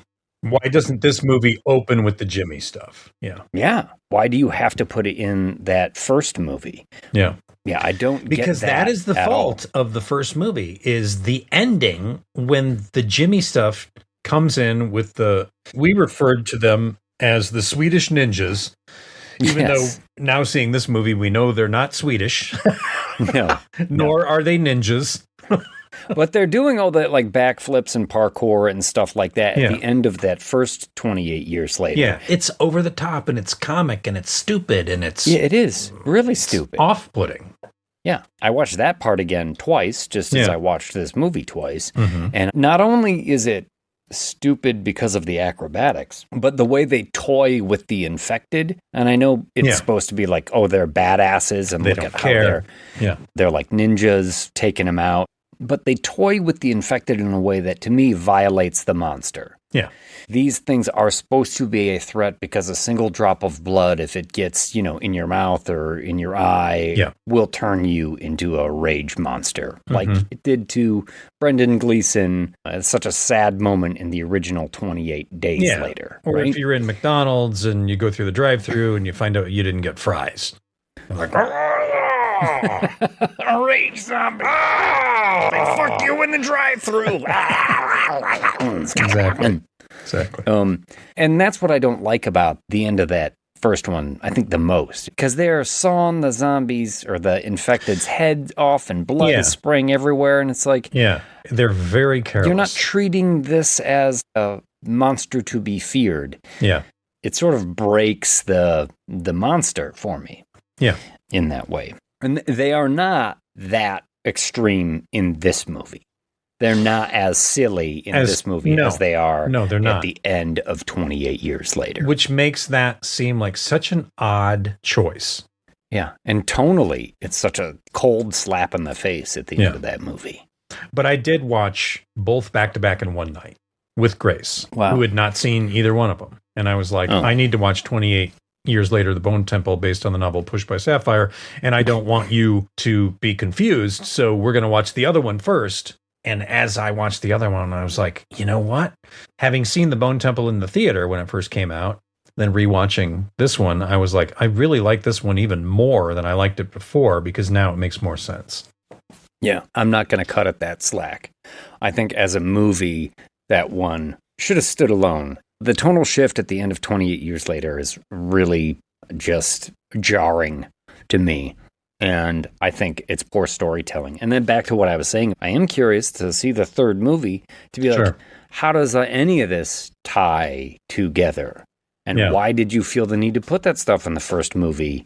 We'll get to the end of this movie when we get into the spoiler section. Yeah. Because this is the spoiler-free part, so you don't have to worry. But there are some great performances in this. We already mentioned Jack O'Connell, who plays Jimmy Crystal, Sir Lord Jimmy Crystal. And he is sort of the main villain in this piece. Always keen to show you that the real monsters are the humans who have survived all of it. And he fits this bill to a T, carrying over his character that we saw briefly at the end of the first movie. He's great. And then Ralph Fiennes, also in this, reprising his role as Dr. Ian Kelson. We saw him in 28 Years Later as well as a hermit doctor who has found his own sort of peace living not amongst the infected per se, but in the same world that they inhabit. And helped Spike, the young boy whose story was at the center of 28 Years Later, along on his character journey and his personal growth throughout that first movie. And Spike, played by Alfie Williams, he is also in this movie, continuing as he was picked up by Jimmy's troop at the end of the first 28 Years Later. This one's directed by Nia DaCosta. Nia DaCosta did The Marvels. Yeah, not a great movie. No, definitely not a great movie. Candyman remake. Which I've been told that one isn't bad. Okay. I had zero interest in seeing it because the first Candyman, awesome. I don't see a reason to see a Candyman remake, but I hear it's good. Yeah, I'm not opposed to seeing it, but I have not. And I think she also directed her own adaptation of Hedda Gabler, the Henrik Ibsen play, which I think Tessa Thompson was in that, which I mean like a very... eclectic. A varied and eclectic directorial resume. And so tapped to direct 28 Years Later, The Bone Temple, based on the novel Pushed by Sapphire. Odd choice, but a good choice. I do enjoy the way that this movie is shot, the camera work. You know, when we get into the Jimmy scenes, they're very cold. There's a lot of cold colors, close-up angles, a lot of shadows. I don't know if you noticed this. Maybe you didn't because you didn't watch them back to back. But the first movie, very lush and green. Mm-hmm. When they get to the mainland, everything is so green. Nature is taken over. It's like they really pump up the greens. Greens are really hot. Reds are really hot. It's Christmassy as fuck. When you get to this one, 28 years later, The Bone Temple, based on the novel Gush by Blood Sapphire. It is very dead. Like, all the greens are browned. Most of the lush stuff has like died and become, it's almost like they went around and sprayed poison on everything that looked great and killed it. And I was like, wow, that's really fascinating that these movies have such a varied look, even though they shot them back to back. Yeah. Do you think it was a seasonal thing? Like when they got around to the Bone Temple, that some of the colors had just changed where they were shooting? Maybe, I'm not sure, but it felt to me like it was on purpose. And I kind of liked that idea because the story is so dark, right? It's a very ominous, dark tale. It is. And sort of what I was saying is that when we get into Jimmy's world, it is very cold. It is very dark. There's a lot of shadows and lighting. And then when you get into Kelson's world, Ralph Fiennes, it's very open. It's very bright. Yeah. He does have some scenes where he's like in his little hermit bunker and things like that. But for the most part, there is a expansiveness to the Bone Temple and the shots you get, the wide angle shots. And he is painted orange, essentially. Because he's covered with iodine. Iodine to kill any infection that gets on him. The virus doesn't like iodine. Ralph Fiennes, so awesome. He's just one of those actors that like really does not have to do very much at all to be fascinating to watch. And I agree. I don't know if you watched any of the interviews of the press that they did for this movie, but he's always such a like quiet, still person in the interviews as everybody else gets all like animated. Yeah. And then he just he's cool. Opens his mouth and starts talking, and you're like, yes, Voldemort, whatever you wish. Exactly. Sure. Yeah. Well, do you want to hear my little breakdown of this? Oh, yeah. Give it to us. Okay.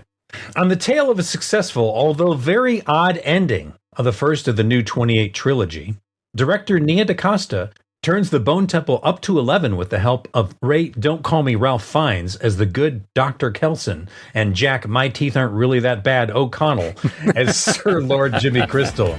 This is A Brave New World, where the infected gather in tribes, following an alpha to their home on a train to chill and make babies or to run around the landscape hunting like wild boys, never losing it. Wild boys, never chose this way. Oh my God. Then there's Spike, played by Alfie Williams. Because he was mad at his dad, he's decided to abandon his own tribe on Holy Island's safety, and now he must run to the hills. Run for his life. Enters Sir Lord Jimmy Crystal and company. The Jimmies roll up in colored tracksuits and blonde wigs, grinning like children of the damned. A veritable upside-down cross between Jimmy Savile, the Teletubbies, and the Power Rangers, all whipped up into their own violent dipsy dance, and suddenly you understand the evil that men do lives on and on. The evil that men do lives on and on. Jimmy gives the flashy sermons like his preacher father from the first movie who led the Army of the Damned. He talks about old Nick and fingers on a hand and his true father, and all I hear is, "Can I play with madness?" Cut to Dr. Ian Kelson, who has built his kingdom of remembrance, a cathedral of femurs and skulls and statuesque memento mori. Remember, you must die. Well, it doesn't make practical sense. It is cool, and it's a fun place to dose yourself and dance with your infected pals. He plays Duran Duran on classic vinyl in his man cave. He won't cry for yesterday. There's an ordinary world, but somehow he will survive. He's also got his own memento amore. Remember, you must love. A monument to his family pinned on the wall. It's literally a wall of girls on film. 2 minutes later, girls on film. Girls on film. Gotcha picture. Girls on film. Jesus Christ. Like dodging infected and struggling with the cult, and Dr. Kelson's got the reflex and in charge of finding the treasure in the dark. Jimmy himself is in touch with the ground. He's on a hunt, he's after you. A scent and a sound. He's lost and he's found. And he's hungry like the wolf. Out there in the UK mainland, history didn't just end. It's 2 minutes to midnight. The hand that threatens doom. So tell me, James, are you on board for the raucous metal and double D soundtrack Bone Temple is laying out? Or not? I felt like I was listening to one of those compilation albums that came out in like the 80s and 90s. Like, do you remember the great hits when we were growing up? Now that's what I call a synopsis. Volume 13. Is that Freedom Synopsis? We'll turn it up. It's interesting that you said that I gave the first 28 years later a 7. I like this movie more in some ways and less in some ways. It is I less definitely bold. like it more. It's less bold than 28 years later, but it also, I think, has less problems than 28 years later, and I land squarely in the same spot. I give it a 7. I think it's solid. It's a good watch. Mm-hmm. This movie's metal as fuck. I'm going to argue almost too metal. I will say Wait a minute. Almost too metal. Wait just a minute. How can it be too metal? Well, that's a spoiler. I mean, that's something we'll talk about. I know what you're talking about. There's no way that's too metal. Yeah. Well, we'll talk about it then All when right. we get in there, because I disagree, actually. See, when I saw this in the theater, I thought, as I'm going through the movie. And then that particular moment comes up, and I was like, oh my God, this is my favorite movie. You know, it's one of those things that, and maybe I'm being too nitpicky, but when I look at a survival story like 28 Days Later and the sequels that it spawned and how serious it seems us to want to take the idea of surviving in this new environment when everything changes.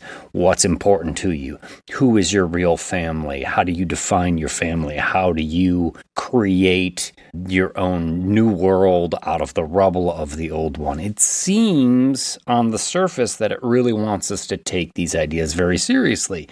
So then I look at some of the things that happen in this movie and go like, how did you make that happen? How did you get all those lights in place? How did you get, like, the Bone Temple itself? It's got some like unrealistic things about it. Absolutely. And I'll agree. Even the scene that I love, at the end of that scene, I'm like, well, wouldn't the next thing happen?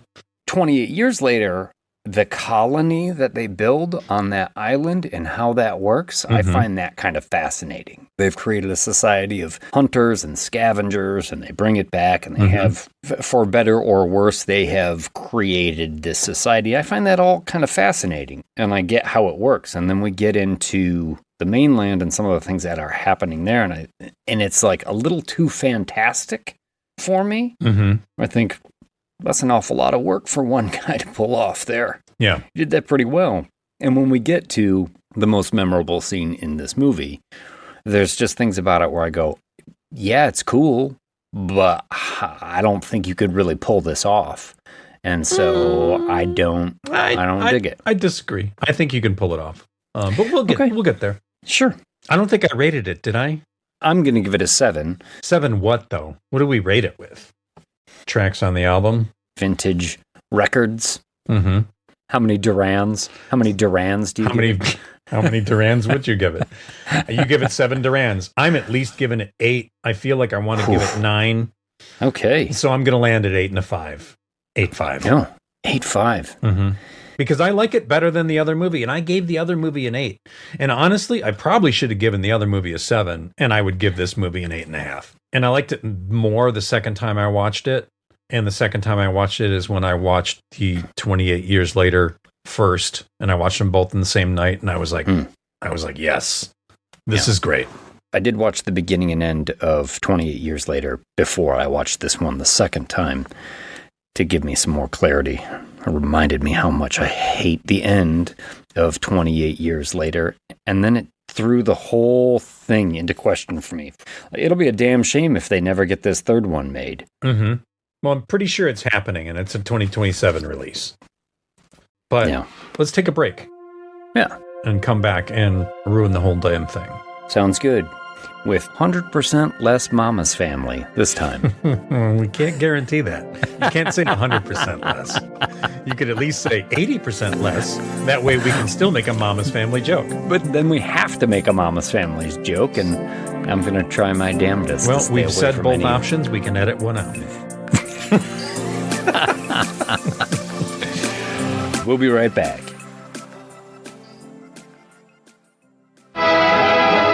Here's a food delicacy you'll surely enjoy. It's new, it's different. Hot Italian meatball sandwich. Just like Mama made.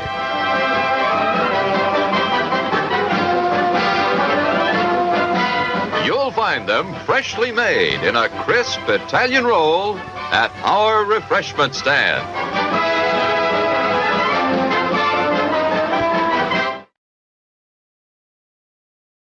And now, on with the show.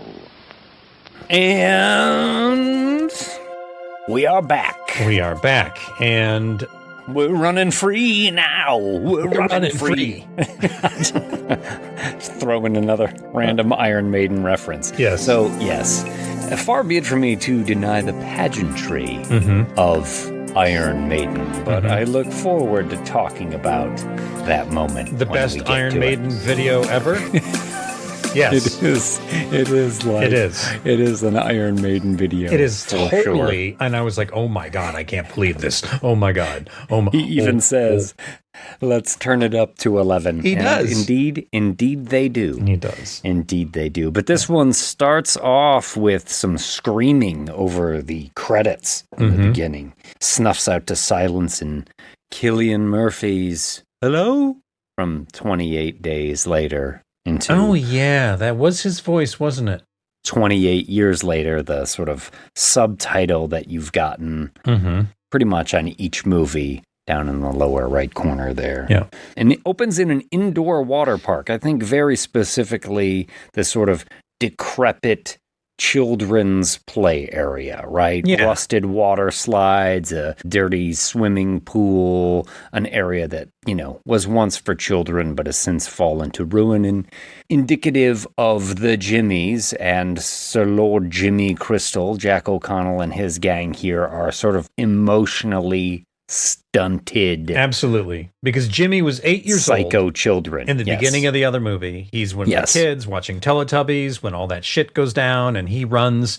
Boy, and it does go down. And he gets to the church where his father is, and he thinks his father's going to save him, and his father's like, it's Judgment Day. Oh boy, everybody. And gives him the Jimmy the crucifix. cross. Yeah. And I think it's just a cross because there's no Jesus on it. Doesn't it have to have a Jesus on it to be a crucifix? Anyway. I don't know. Does it not have a Jesus on it? I don't know. I think it's just a cross. Okay. It's like a gold cross. But the interesting thing about that scene in the first movie is when the kid starts running away in slow motion and then it fades to black, the cross is upside down. It's upside down and you see it. It's something I didn't notice the first time I watched that movie. But neither did I. Watched this one, I did certainly. And also when the father, the priest, dies, when he's overwhelmed, the shadow of the cross is upside down across. Yeah, that's pretty awesome. It is awesome. As well. Yeah. I will tell you, as many times as Satanists are used as boogeymen in movies, most of the time I just find it kind of funny and silly and whatever. This is one movie where I'm like, okay, I can buy this. I can buy that these emotionally stunted jackasses with no sort of oversight from any sort of religious entity, just like the horror of their childhoods and the experience they had would transform into something like this. Well, I actually kind of buy this one, whereas like most of the time it's just like, we worship the devil and we want to do evil things to people. We're Satanists. Well, all the Jimmies are young enough to have only lived in this 28 years later world. They did not even know the world before. Yeah. They're all younger than Sir Lord Jimmy Crystal. So who gave Jimmy Ink her tattoos? Huh? Jimmy Ink. The red suit Jimmy. She's got tattoos, right? One of the other Jimmies. Uh-huh. They got like a tattoo gun in the apocalypse? I think they're just doing prison tattoos. They looked awful nice. Well. Just saying. That's nice. I was like, those are nice tattoos you got there. I'm just saying, this is a world that's supposed to be brutal. And I was like, somebody did some nice work there. Someone's got a tattoo shop. Okay, maybe that Jimmy was a baby of a tattoo artist when it all broke down. Yeah. Give me a point for that. I'm not taking a point off. I'm just giving you a point. Indoor water park, yes. Jimmy with he calls them his fingers. Yes. And they're all named Jimmy. They're all wearing the Jimmy Savile blonde wigs and the track suits. As we mentioned in our 28 years later review, this is before they knew that Jimmy Savile was a fucking horrible, horrible monster in real life. I had even heard something about him defiling corpses. Have you heard that part? Oh, yeah. Yeah. My God. His sexual perversions weren't limited to just children and cancer patients, elderly people in senior homes. Nuts. Like he really was truly, truly monstrous. Yeah. And no one found out till he died. No, I know. Yeah. I know. He died in 2011. Without anyone bringing him to justice. 2012. Awful. Just so disgusting. When the world went to shit in 28 days later, it was 2003. Jimmy Savile was a hero. Very much in the public eye in Britain. But here we've got Spike. He was sort of our hero of the first 28 years later movie. He was picked up by the Jimmies at the end of that. He is in the swimming pool. Sir Lord Jimmy Crystal says, all right, you've got to fight one of the Jimmies. And if you can win, you can be one of us. And if you don't win, then we're just going to kill you. Yeah. And Spike he's a kid. He's like, I don't know, 12, 13 years old, maybe something like that. It's a little strange to me that you wouldn't want to just grow your flock and add another finger. Maybe 7 was a number for like the 7 trumpets or the 7 seals. Could or be. The 7 Could whatever. Be. I mean, or Sir Lord Jimmy Crystal is interested in growing his flock. If you're a Satanist, send us an email at thewholedamnthing13@gmail.com. Hey, I'm a Satanist, and the 7 means bleh. No judgment. I got nothing against Satanists because Iron Maiden. Not to say that they're a Satan band, because they're not. We all know that. You just reminded me of an old Mad Magazine joke, which on the back cover of one I had as a kid was a fake heavy metal magazine called Metal Sludge. Oh, and nice. the top article in there was, it said, heavy metal music is not about Satan worship, says Damien Lucifer, lead singer of Antichrist. That's good. That's really good. Good shit. But maybe they just thought that Spike was weak looking. Yeah. And that they wanted to just toy with him, even though they saw him waste a couple zombies. Sure. At the end of the first They know movie. he's good with an arrow. In fact, Jimmy even says, nice shot. But one of the Jimmies, he's really toying with him. Come on, pick up the knife. Yeah. Just smacking him around, pushing him around. Yeah. And they're all like a pack of hyenas just hooting and hollering around it. And knocks the knife out of Spike's hand, and it's on the ground. He's like, come pick it up. Come pick it up. Come on, come pick it up. Yeah. He's like, I could do this all fucking day. He steps on the knife so Spike can't get it. He's just toying with him. And then Spike reaches up and pulls down his pants. Yeah. Kind of a brilliant move. Pretty great. And Depantses the Jimmy him. takes a step back because his pants are down. And Spike gets the knife free and femoral sticks him artery. in the thigh. Yeah. What's great is he doesn't realize it's the femoral artery at first, and he's like, "Oh, you little shit, I'm gonna get you!" And he pulls it out, and it's quite a spray. Spurt, and they're all like, "Oh no!" Everybody knows what's happening here. Oh no, Jimmy, you can't be serious. It's Yeah, and then this dipshit dies slowly. Yeah, it's good. And he lets him, and not all the Jimmys are thrilled that Spike has managed to pull this off. Yeah, but they take the wig off of the dead Jimmy and they throw it at him. It's like, "What's your name, Spike?" "Nah, nope. I think your name is Jimmy." Fuck. Here we go. I like this scene. I like the opening scene. Like, this is good. It shows how crazy he is. It's certainly better than the end of the first movie. Yeah, agreed. There's no real comedy in this one. No, not really. Mm-hmm. And there's a cool moment in this, too, where Sir Lord Jimmy Crystal jumps in the pool and he approaches, and the dead body of the Jimmy is there, and the lighting from behind, like Jimmy's shadow just completely eclipses the dead body and drapes over it sort of perfectly. Nia DaCosta did a really nice job directing this, and the lighting is really on point in these scenes. Absolutely. They exit the building as a pack of Jimmys, and you see an infected running after them. And red suit Jimmy Inc. kneels down and just like cuts its throat really quickly. Easy. The infected are not a problem, and they don't worry about them, and they're not scared by them. Yeah, and I have a problem with that. They're the real monsters, though. I know they're the real monsters, but I still think that they do a disservice to the monsters in this movie by not taking them seriously at all. Mm-hmm. I mean, I get it. It reminds me of the bikers in the end of Dawn of the Dead when they're hitting zombies with fucking pies and spraying them with fire extinguishers and but those zombies are, off of them. Stupid, slow, shambling zombies. How dare you? Well, they are. You know what I mean? I say it with love. I love those zombies. I'm just saying, like, you could toy with those zombies. Hare Krishna zombie, Frankenstein zombie with his arms out and kind of going zombie with a mariachi hat. Is that also a Bob Dylan song? Zombie with a mariachi hat. It is now. I think it's just one of the characters he sang about right after Napoleon in rags. Yes. Title card, The Bone Temple, based on the novel Push by Sapphire.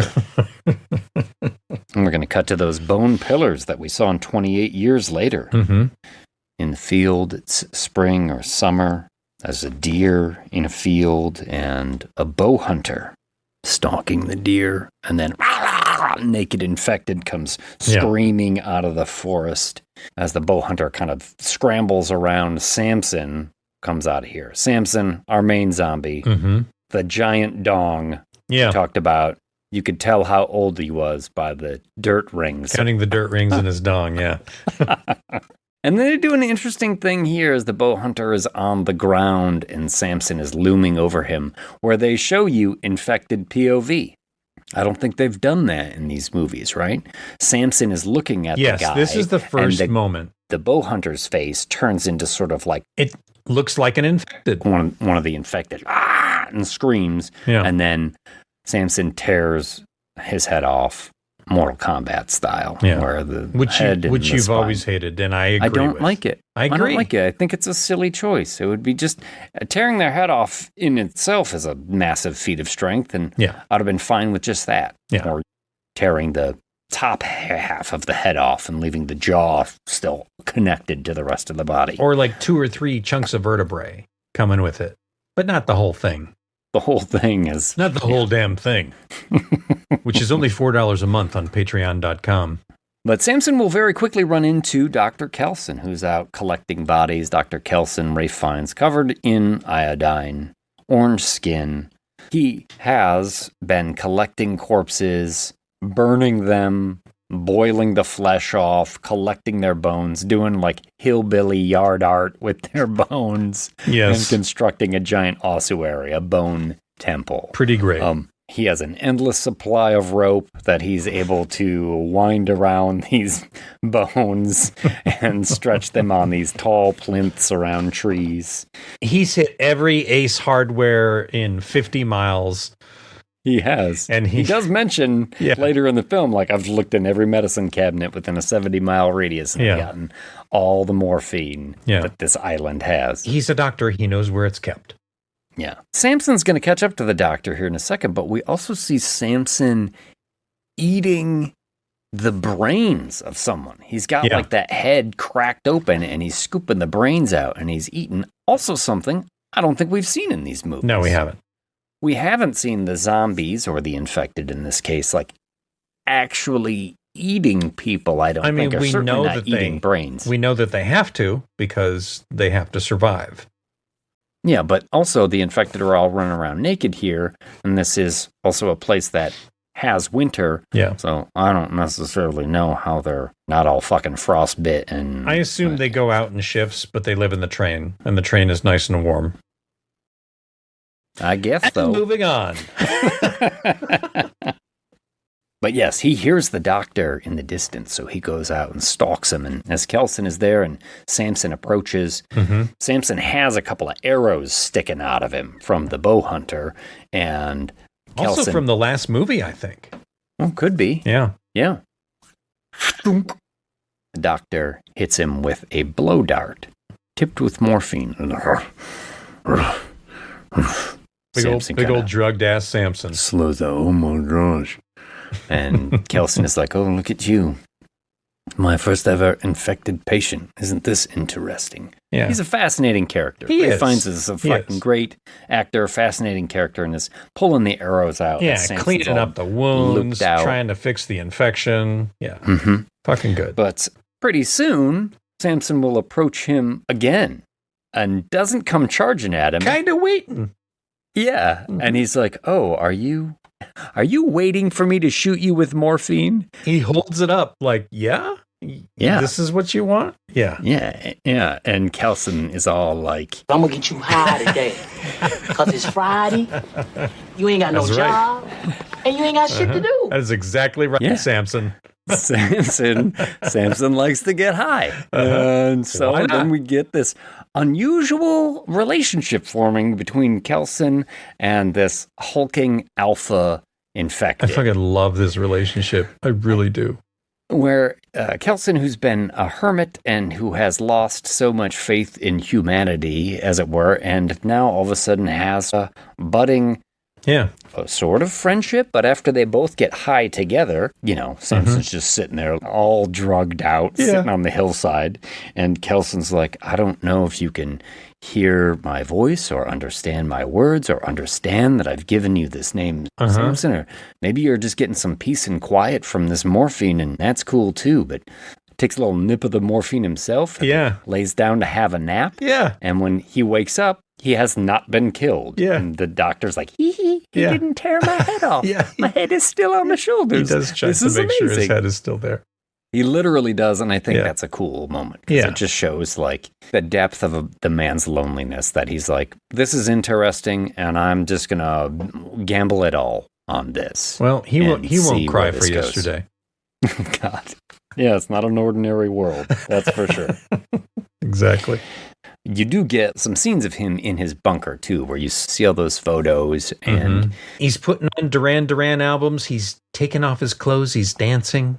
Yeah. It's great. The camera just sits on him. He doesn't have to do much. And you're like, that is a guy who is profoundly lonely. Yeah. And he's just sitting there kind of like rubbing his head. And then they show like image of what was probably his wife and daughter or something like that from 28 years ago. Yeah, it's good stuff. The thing is that, like, you get those scenes where he's lonely, but then after he has this interaction with Samson, he's shaving, he's taking better care of himself, he's looking happy. There's like a little bit of pep in his step. He's got a buddy now. Yes. Absolutely. We're going to cut now to the forest where we get some human hunters. They're out foraging for mushrooms. They're from the farm that we're going to get to in a little bit. Yeah. One of those places where I'm like, why the fuck does anyone still live on this island? Sure. I don't get it. They've got it fenced off pretty good. Fenced off. I guess. Like, we've literally had scenes where, 36 infected come running out of the forest, like, ah! Yeah. And they're tearing people's heads off. Yeah. Spine and all. Yeah. Samson could get through a chain link fence, pretty You're sure. going to need a bigger fence. He's just going to pick up the bottom of it. The other ones are going to crawl under. Well, these hunters will get noticed. Is this the only time you see a person get infected in this movie? Yeah. The dad, right? Yeah, the oldest guy in this hunting troop, because we've got kind of a young kid and we've got a pregnant woman. Mm-hmm. And then like the older guy.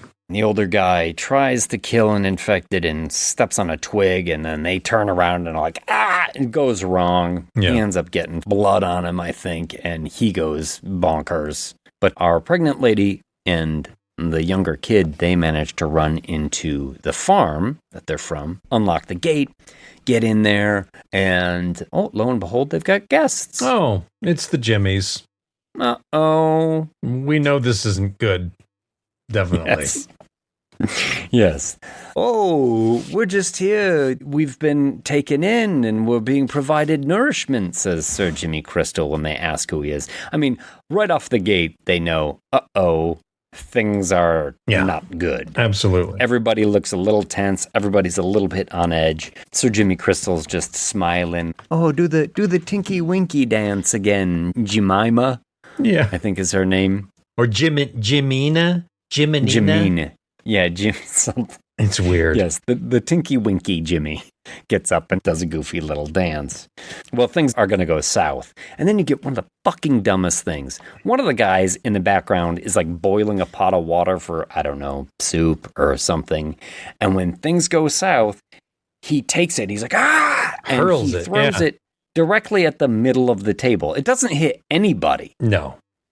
This guy did not have a plan. Well, his plan was, I think, to burn people with boiling water. To start the fight. How hard is it to hit? Like, nobody's looking at you. Yeah. You could have just poured it right on. You're getting ready to serve soup. And you could have dumped it over Sir Lord Jimmy's head. And then you've got a metal pot in your hand. Just start braining the nearest motherfucker to you. Just start fucking shit up. And this is the thing. These people still live on this island. They're supposed to be survivors, and they are just the fucking worst. Yeah. Well, those people are in for it now. Yes, they are. 3 of them out into the barn where Jimmy spouts a bunch of religious gobbledygook to them. These are the end times, and the devil sent his horde. The beast with wrath, because he knows his time is short. 100%. Yeah, Jimmy's full on Satanist, and he's giving it to them right now. These people are all tied up. Now, the pregnant woman kind of ran out of the house and disappeared, and they can't find her, but she's up in the loft of this barn watching quietly all this watching all of this. And it's going to get for a bad long time because Jimmy wants the fingers to give charity. Oof. What is charity exactly? Oh, it's the removing of the shirt. Oh, that sounds just fine. Yeah. Just take my shirt off? No. I mean, normally I get paid for it, but well, whatever. Actually, we're referring to your skin shirt. Oh, I'm sorry, what? Yeah. Grace looked at me and she said, what are they going to do? And I said, they're going to skin him alive. And she went, In a pig's patoot. Oh, man, the Mama's Family jokes are just rolling off tonight. Yeah, we're going to please all the Mama's Family fans out there. Welcome back. Welcome back to Mama's Family 2.0. When they start skinning them, Spike can't take it. Right. And they all put on their Slipknot masks. You know, they're like heavy metal Slipknot. Looks like they're made out of boxing gloves or. I think they're all tennis shoes. Jock straps, tennis shoes. Okay. Yeah, I think they're cut apart tennis shoes with eye holes cut into them because a lot of them have the lacing of the shoe down the middle of the nose. Yeah, that's why I thought they were maybe boxing gloves or something. But yeah, no, I mean, they had a costumer. It was one of the Jimmies at one point that constructed those. No problem, right? It's probably the same person that made the tattoos. Yeah. These are just the things you find in the apocalypse. Jimmy. Yeah. Just things you find in the apocalypse. Yeah. Just like, we'll make our own masks out Well, listen, they went to the sporting goods store straps. because they got all the different tracksuits in different colors and different sizes, and they got tennis shoes as well. and they cut them apart. Yeah. I mean, it was probably a craft night. They all sat around.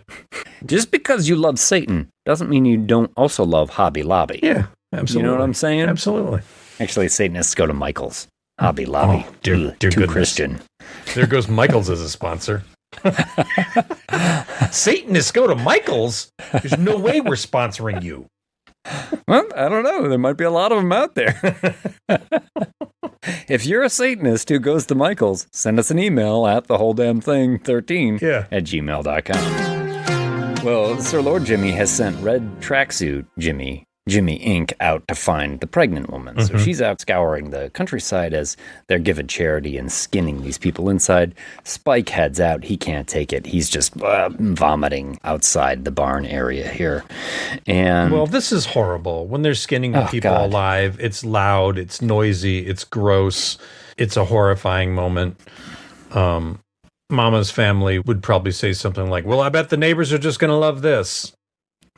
Well, we flash over to the neighbors. Well, not the next door neighbors, but this scene, as horrible as it is juxtaposed with the doctor and Samson at night. Yeah.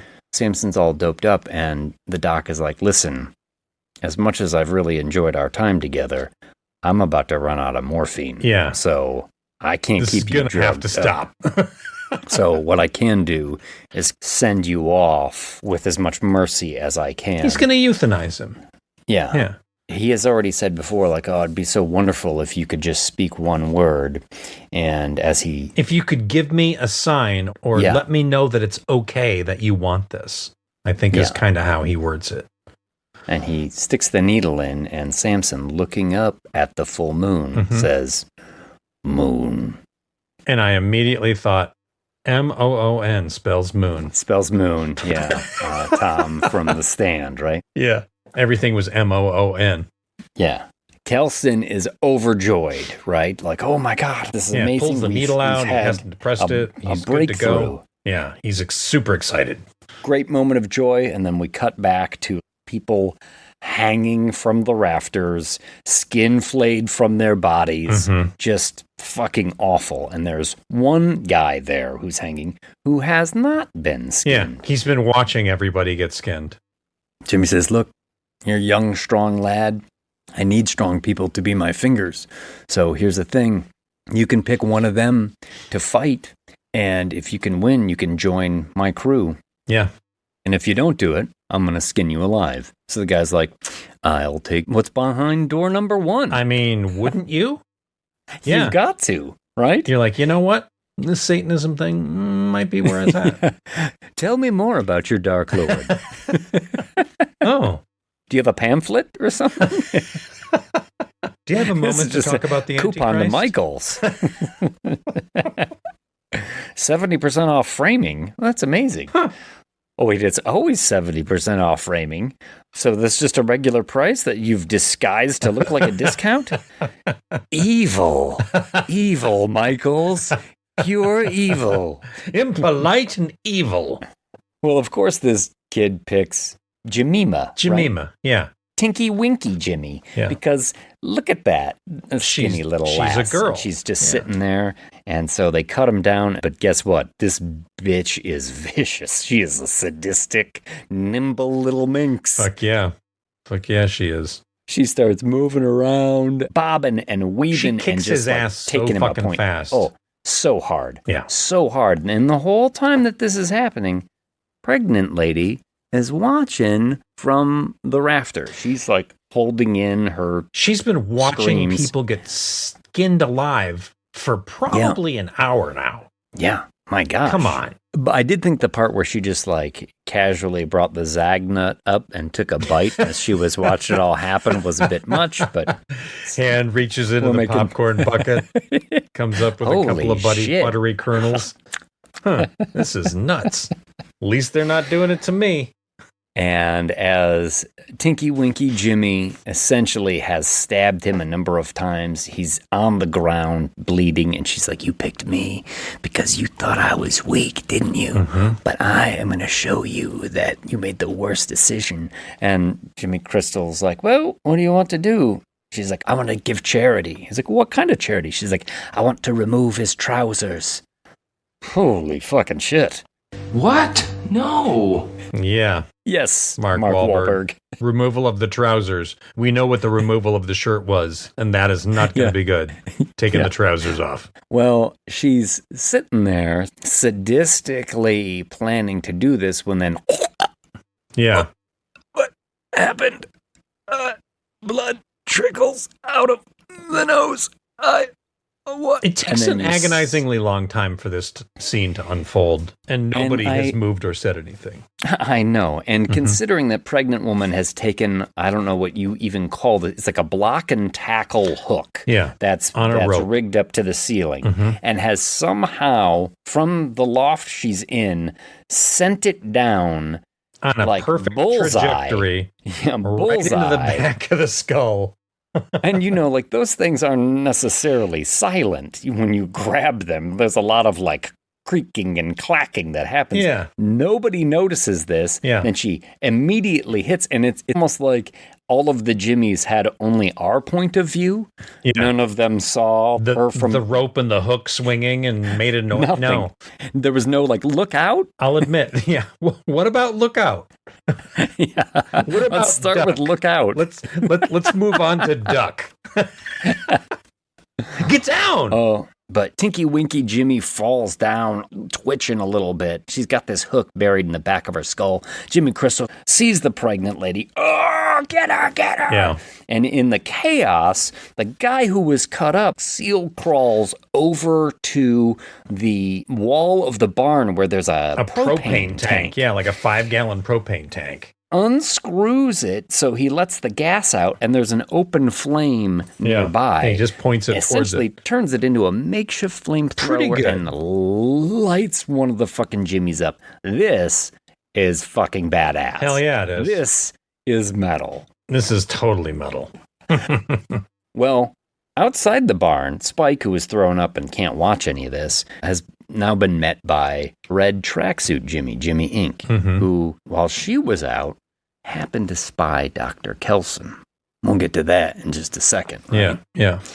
She's like, oh, you're staying out here? All right, you can stay out here. That's fine. And they're hearing all the screams and stuff. She's like, kind of taking a little bit of a liking to Spike. Sort of taking Spike under her wing. A little gentler than the other ones. Yeah. And they're like, wow, that seems like a lot of screaming. Is that too much screaming? Is that too much screaming coming from the barn? And then the barn doors open and firewalk. This is a good one. You love a good firewalk. Yeah. Frankenstein style. Yeah, this guy just comes fucking rolling out of there. And they're like, what the fuck? The other Jimmies are screaming. Pregnant lady has gone out a hatch on the roof of the barn and dropped down. Jimmy Crystal shouts at Spike, get her! He chases after her as she's running towards the fence. Yeah. They're all trying to figure out what the fuck is going on in this pandemonium as Tinky Winky took a hook to the back of the skull, and then Jimmy No One got fucking turned in the history of the world has that sentence been constructed like that. Tinky Winky took a hook to the back of the skull. Internet, you are welcome. Art, feel free to make something out of that. Yeah, there you go. Art, let's see Tinky Winky take a hook to the back of the skull. Let's go to the internet.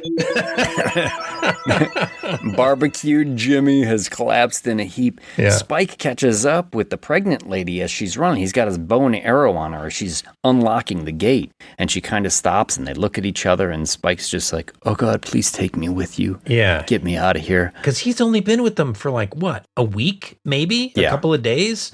He doesn't want to be a part of this. He's never wanted to be Who would want to be part of this? This is fucking crazy. Well, Satanists, maybe. I mean, you promised me we would do some crafting, and instead... or other people that have gone to we're Michael's. skinning people alive. We're not making stuff out of leather. We're using people as leather. Yeah, but this chick, she doesn't know that he's only been there a couple of days, so she thinks he's fucking having her on. So she just approaches him and punches him right in the stomach before she runs away. Gut shot. Nice. It's weird that she comes up to him, punches him in the gut, then turns around to escape through the gate. Like, wouldn't you just escape through the gate? Well, maybe she thought he might take a shot. Yeah, maybe. in, his desperation, punches him in the gut. He goes down. He'll return to the other Jimmys who are like, oh, what the fuck is going on? And Jimmy Crystal's like, where's the woman? I told you to get the woman. He's like, I killed her. Yeah. World's worst liar. I chased after her and I killed her. Oh, was it somewhere in the woods? Probably. You can't remember. Exactly. I can't remember where I killed her.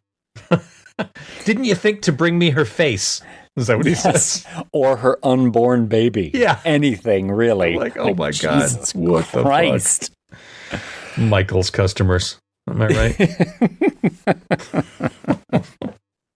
I proudly shop at Michael's, I'll have you know. I'm sorry. Hobby Lobby customers. Am I right? Yeah. Fucking Hobby Lobby. Well, Jimmy Crystal not happy, and he's like, well, you fucking let me down, so now you're going to get charity. And this is when Red Tracksuit Jimmy Inc. Yeah, she's like, wait a second. Maybe we should talk to old Nick, see what he thinks. Yeah, because Jimmy Crystal calls on old Nick being Satan. Right? Yeah. And he's like, you've disappointed old Nick.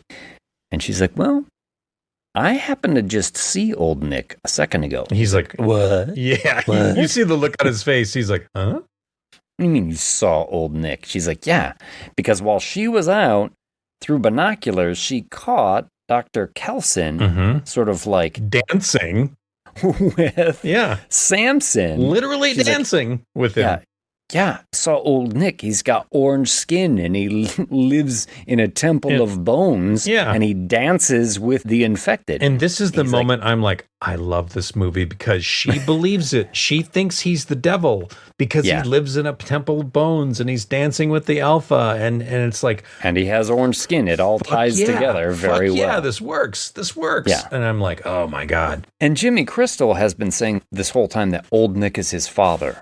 Old Nick, Satan, is my father. I'm the child of Satan. He's going back to that memory of when he was a kid and he saw his father, the priest, get bitten and then essentially turn out of the church and lead a whole group of infected out of the church. And that's when the kid hiding under the grate in the floor says, Father, why have you forsaken me?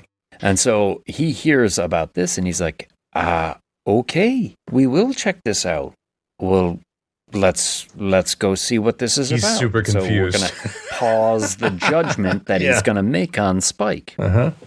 The next day they go out there and they're looking through the binoculars and sure enough, they see him. She's like, is that him? Temple. Is that old Nick? And he's like, yeah.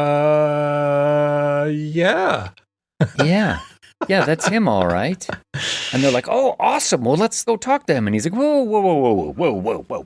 Easy. Listen, we can't just go traipsing into Satan's playground and be like, hey, can I have a cup of sugar? Like, these things, there's certain protocols. Like, I will go down. What vinyl do you got? Hey, do you have any Dio? That's right. The full discography. That's amazing. Last in line. I used to have this. Ooh, first pressing. Jeez, impressive, well Satan. Done. It's got a couple scratches on it. Look out! But yes, he says, I'll go down by myself. And this is a great little moment, too, because you can tell he's making this up as he's going along. But I also got the feeling that he's like, this could be the devil. Yes. Yeah. Oh, 100%. Yeah. He's nervous. And I think this is what's great about this upcoming scene, because he goes down there by himself to talk with Dr. Kelson, Ray Fiennes. And hearing Jack O'Connell talk about working with Ray Fiennes and how he's like, Ray Fiennes is a legend. And just being around him was kind of an honor and a pleasure, and he was nervous. And I think, in a way, that comes through in the performance. Sure. He is vulnerable in a way that is really human and adds a lot of depth to this character. Yeah. You know what I mean? I agree. He's not just some invincible bad guy, There's a weakness there and a vulnerability that comes through in this scene that between these two characters really sings. There's a moment here in the orchestrated musical track as he is slowly making his way through the Bone Temple and making his way up to where Ray Fiennes is hiding. If you remember, and I know you know it, in the song Number of the Beast, there's the da-da-da-da, bah, there's the bah, yeah. and then the da-da-da-da, bah. That moment is being orchestrated with just the bah. Really? Yeah, and I was like, holy shit, that is spaced perfectly and sounds just like the notes from Number of the Beast. No kidding. Yeah. No kidding. Yeah. That is awesome. And that is a Hollywood Iron Maiden minute. Fucking awesome. Hell yeah. Well, he comes down there and he says, "Are you old Nick?" And Ray finds his Nick? Dr. Kelsey's like, "No, I'm Ian." I don't know a Nick. I said, "Oh, wait, do you mean Satan?" And Jimmy's like, yeah, that's what I mean. Uh-huh. He's like, "Oh, because of the skin. orange skin and the bones. the bones Yeah. and oh yeah, I guess no, Sure, no, I'm not. I get it. Skins, it's iodine. It helps protect against the infection." And Jimmy's like, "What infection?" Yeah. And this whole thing unfolds where then Jimmy's like, oh, you believe that this was science and that this was an infection. And he instantly takes that infuriating level of smugness that only someone who's completely fucking ignorant and has their head up their own ass. Yeah. Like, science. I Nice see try. where you're coming from. Yeah, like all those people at the videos like, "Oh, so they're going around the moon, are they? Oh, so you believe they went to outer space. Another fake moon thing happened. Okay. Great. Yeah. Did you notice the letters weren't burned off on the fucking stop with the AI I nearly pictures, fucking idiots. Face palmed when he was like, "No, this isn't science. This is the wrath of God." That's how it happened. Yeah, duh. And what's great is the conversation, like, Dr. Kelson has way more patience with it than I do, because he's like, oh, so you're a Satanist. Yeah. Well, it's the upside down cross. I see. Yeah. Sure. And for a bit, I thought you were my dad. I thought you were my father. Like, oh, you really think you're the devil's son, huh? Uh-huh. It's like, yeah. And, the lads are up there, and listen, they're all kind of expecting you to be old Nick, and I know that you're not, but you're really easy to talk to, and I need I'm you getting along to here. be old Nick, or I'm going to take out your intestines and feed them to you until you choke to death. And the doctor's like, okay, I think I can help you out then. Yeah, because I think Jimmy starts that sentence with, "I'm in a bit of a pickle." Yeah. So here's a couple things I want you to say. And they essentially are like, fade to black. He approaches the people up there and he's like, "Hey, you know what? It's all set. It's old Nick. Tomorrow night, we're going to head out there and he's going to have some things to say. There's a couple rules we got to follow. Number one, I'm the only one who can talk to him. If you guys talk to him, it's a huge insult and he'll destroy you. So just let me do all the talking, but we're all going to go down there and we'll check it out." Oh, that sounds great. Now, Spike knows who this is because Spike met him in the first movie. He does not want to go down and talk to the doctor because he doesn't want the doctor to see that it's him. And he doesn't want the doctor to get hurt because he's with this pack of fucking psychos. And Spike actually has made a connection with this old hermit doctor from the first movie. Yeah. So he doesn't want to be down there and put the doctor in jeopardy, right? Well, the next day, Samson comes back to the dock and gets, loaded up. Oh, that sweet, sweet morphine. And the doc's like, "Listen, Samson, I had this whole plan for us, but things have changed, and now I'm not so sure I'm going to live through the next couple of days." He had been essentially trying to find a cure. A cocktail. And saying, maybe part of this is like a psychosis that you are having that is making you see things which we know differently. Is true because we've seen how the infected see humans as being monsters. It is triggering your rage. So I'm going to create this cocktail, and I'm specifically going to try and do something about the psychosis, and maybe we can break through even further. Yeah, and if you remember the first movie, they were experimenting on monkeys to come up with a way to control rage. They were forcing the monkeys to watch violent material and then shooting them up with stuff. And that's when the animal rights people came in and we got to turn them free and let loose one of the monkeys that was not a good one. That's how all this started. Charged out of there and just started tearing her face off. Oh, like fuck yeah. Good stuff.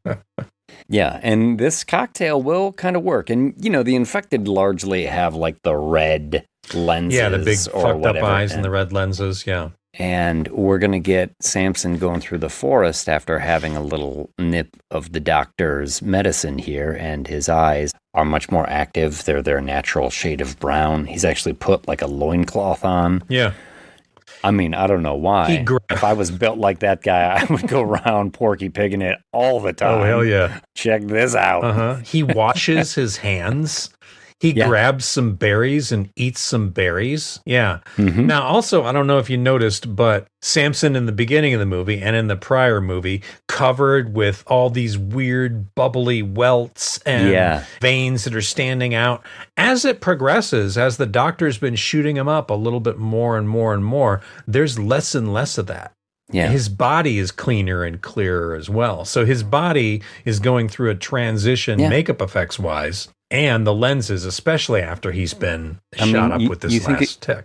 You think it could be Korean skincare? It could be. I wouldn't put it past him. It really works wonders. Absolutely. In a pig's patoot. If you're counting Mama's Family references, that's probably number 4 or 5. You're welcome. But Samson makes his way back to the train. He's actually having a flashback, flashing back to him as a kid, flashing back to him as a young man on this train. And to Busan. There's like a little bit of a moment where the train attendant turns into like one of the infected for him. He's obviously Samson's going through some changes. He is. Right now and dealing with some past memories. And then in his flashback, you see a bunch of the passengers on the train have stood up and are staring at him. And then it goes to present day where there are a bunch of infected now on the train. Staring at him like he's a monster because he has become human. The alpha is not one of them anymore. And they attack. Cut to the Sammo Hung fucking fight scene. Throwing one of them up into the ceiling. And fist fight on the train. Yeah. Perfect why these movies are paired together. Same exact fight scene. As he's dealing with all these infected and smashing into him, they kind of overwhelm him, and we fade out of the train there, and then we go back into the doctor's bunker, and he says, let's turn this one up to 11. Yeah. He grabs, recognized as one of the greatest album covers of all time. Absolutely. Iron Maiden, Number of the Beast. Yeah. Okay, what's this about? I'm intrigued. Yeah. Yes. Yeah, I'm like, okay. And we get a little montage of him like preparing a generator and pulling the record player out. Yeah. And see, he's I making know you think flash this is powder. all bullshit, but I'm 100% into this, and I get it. He's got a generator. We've seen him playing records. Yeah. Well, I know. The thing I think about is that, I watched this in Amazing Sound, and he's not throwing up a bunch of speakers and amps and shit out there. It's concert volume for sure, and we know it's this would have been coming out of a tinny little record player. Yeah, if this sounded like it sounded, they would have been like, oh yeah, all right. But that night, as the fingers approach with their Slipknot masks on, looking through the holes of the sewn together tennis shoes or whatever, we get the Vincent Price intro. Woe to you, O earth and sea, for the devil sends the beast with wrath, because he knows his time is short. Let him who hath understanding reckon the number of the beast, for it is a human number. Its number is 666. And all the kids are looking around like, what the fuck is going on? Yeah. And the song kicks chills. in. I got chills. They got chills. Everyone in the theater is like, hell yeah. There's like an altar in the Bone Temple with an upside down cross that has been set up. There's like candles and lanterns hanging throughout this entire area. He has decorated the shit out of this for any metal heads. In the shadows of the Bone Temple, you see Ralph Fiennes begin to slink through the bones and the pillars and up on the dais. And he's doing a fucking amazing interpretive dance. And he begins to sing Number of the Beast by Iron Maiden as the song starts just rocking out, and they all get wrapped into like ecstasy as he does this dance. And he takes some like, I don't know, hallucinogenic juice and blows it all in their faces, and they're like, what? Everything gets a little blurry. A fire circle lights up around the whole They all start thing. dancing. Like handling snakes in the Pentecostal church, just wrapped up in ecstasy and speaking tongues. I have one problem with this scene, and the problem is the song doesn't play from beginning to end. There's two cuts in the song, and I'm like, fuck you, why did you do that? And they were originally supposed to play the whole song, and I don't understand. They just thought it was too long. Yes. I think both of us know that song well enough that we were jarred when, like, that's not how that song goes. Yeah. Apparently, they did do the whole thing. Yeah. I think there is probably going to be like an extended scene at some point of him doing the whole thing. Because I heard Ralph Fiennes talking about it. He's like, yes, admittedly, I did not know the words to that song when we started, but I learned it all, and then I worked with our choreographer, and it blossomed out of me, this dance. And he came up with his own dance. We did the whole thing, and then regrettably, some of it had to be cut. Yeah. Oh, I composed an interpretive dance, The Number of the Beast. Yeah. Which, now I want to do. I want to do this interpretive dance at the next rap party. I'll just pay the DJ to play Number of the Beast, and I'm going to do it, and the whole place is going to go fucking electric, right? Because everyone will have seen this movie and be like, holy shit, he's doing the Ralph Fiennes. Here it comes. Yeah. Here it comes.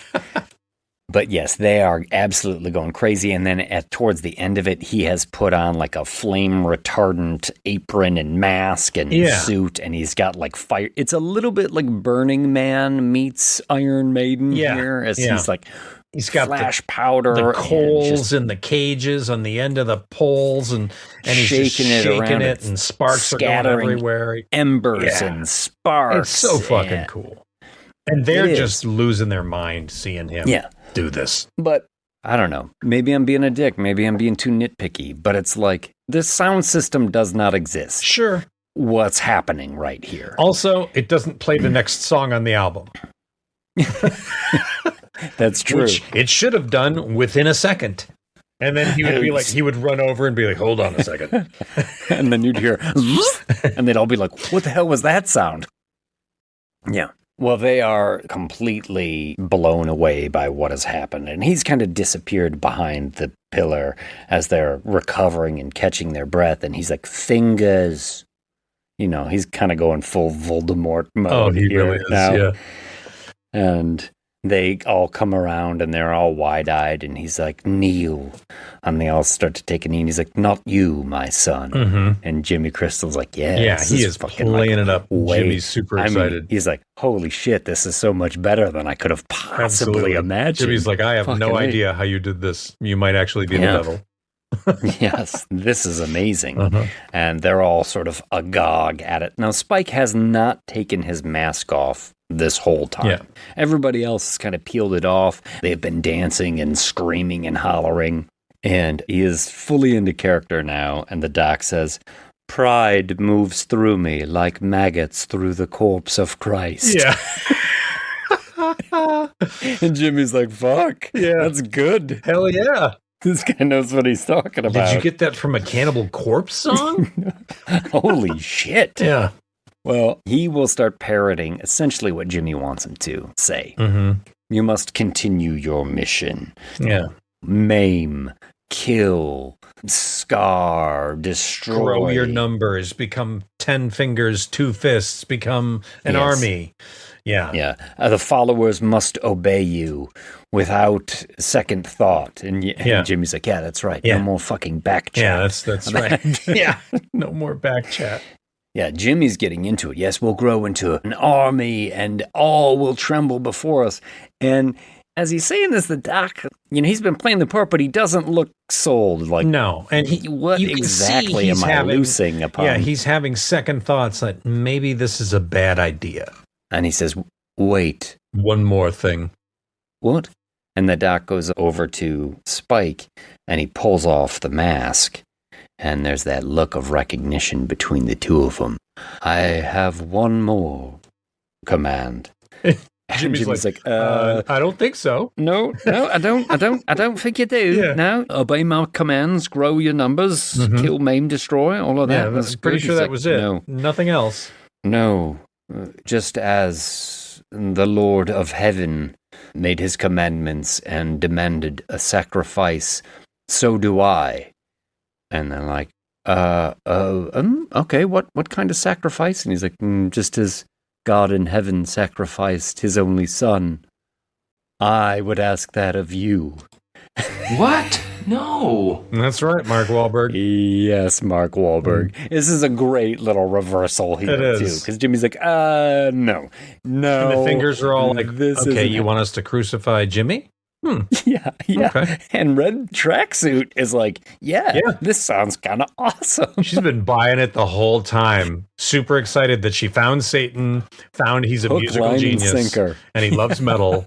And Jimmy Crystal's like, no. Listen, guys, you know what? Here's the thing. This guy, he isn't even really the devil. And they're like, don't try and back out of this line. He's like, no, he's not the devil. If he was the devil, could I do this? And then... yeah, stabs him. I'm like, motherfucker. Right in the gut.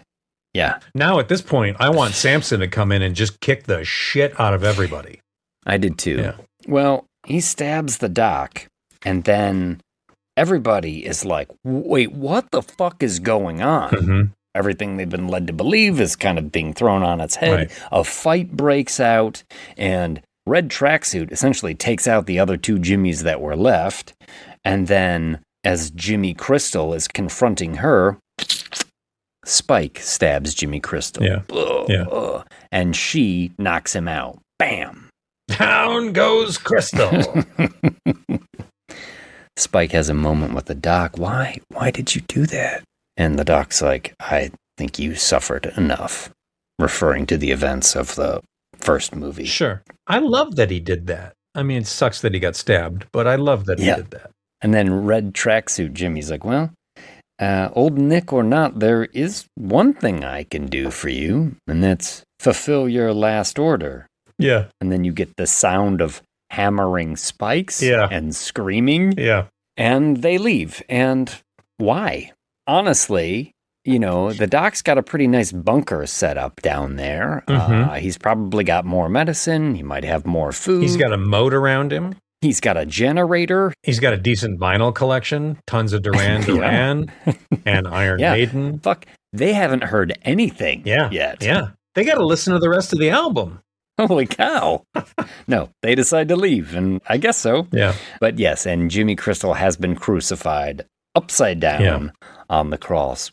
He's much whining, like St. Peter, he's crying. Actually. Why can't I hear his voice? I can't hear his voice anymore. Because he had mentioned to the doctor that he could hear the voice of his father, the devil in his head all the time. And then Samson returns, and Jimmy hallucinates him as the devil. In the shadows, you see like big horns on him. And I don't understand why we get this moment. It was unnecessary, but it just goes to show you how delusional Jimmy is.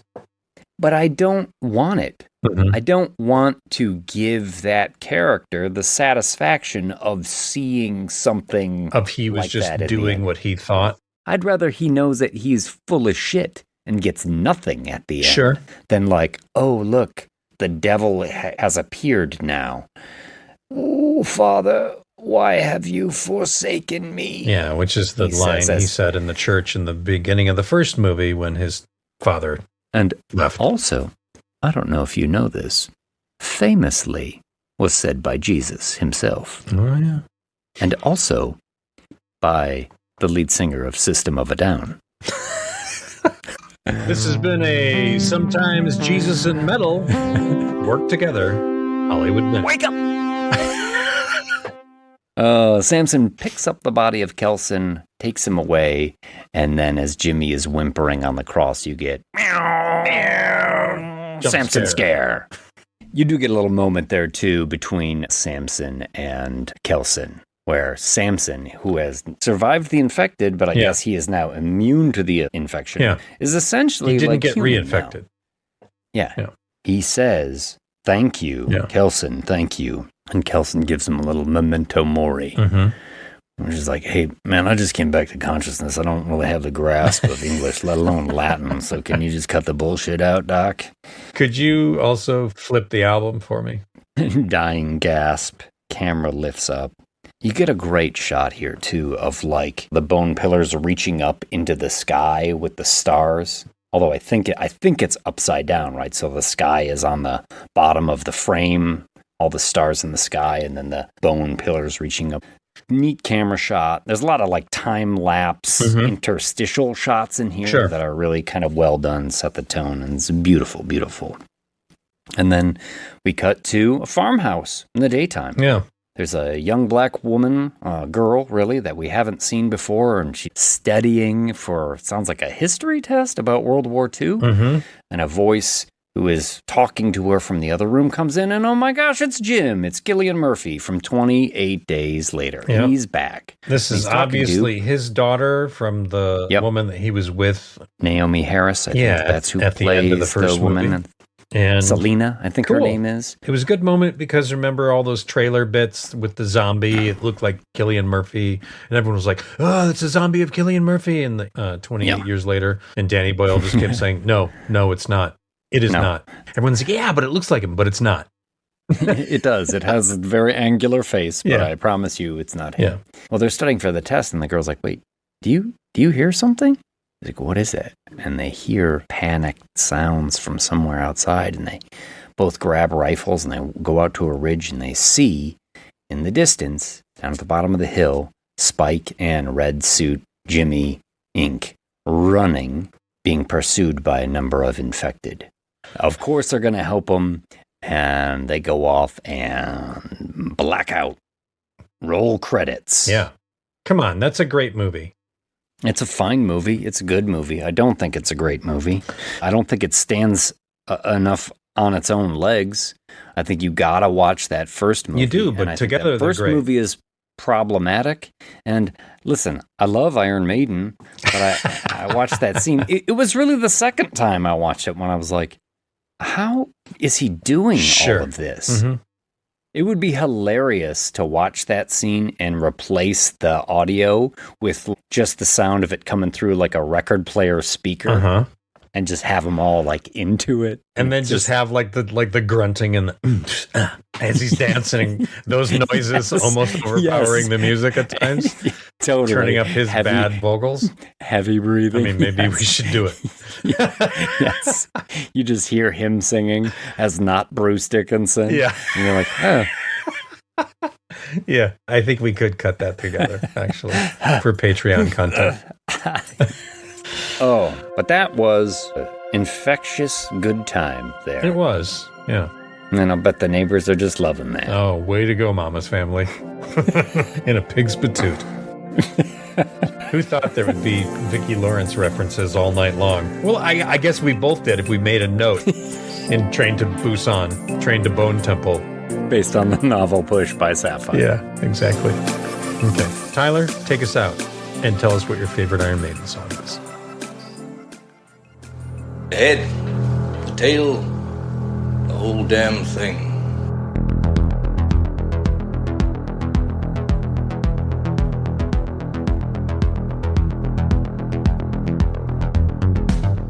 Well, that wraps up another episode of The Head, the Tail, the Whole Damn Thing with your industry professionals Mike D. McCarthy and James Knight. I'm your announcer, Tyler Patton. My favorite Iron Maiden song is Genghis Khan. But it's an instrumental, so does it still count as a song? Anyway, join us next time for Sam Raimi's classic 1981 The Evil Dead and Lee Cronin's The Mummy. We'll see you next time. Thanks for tuning in.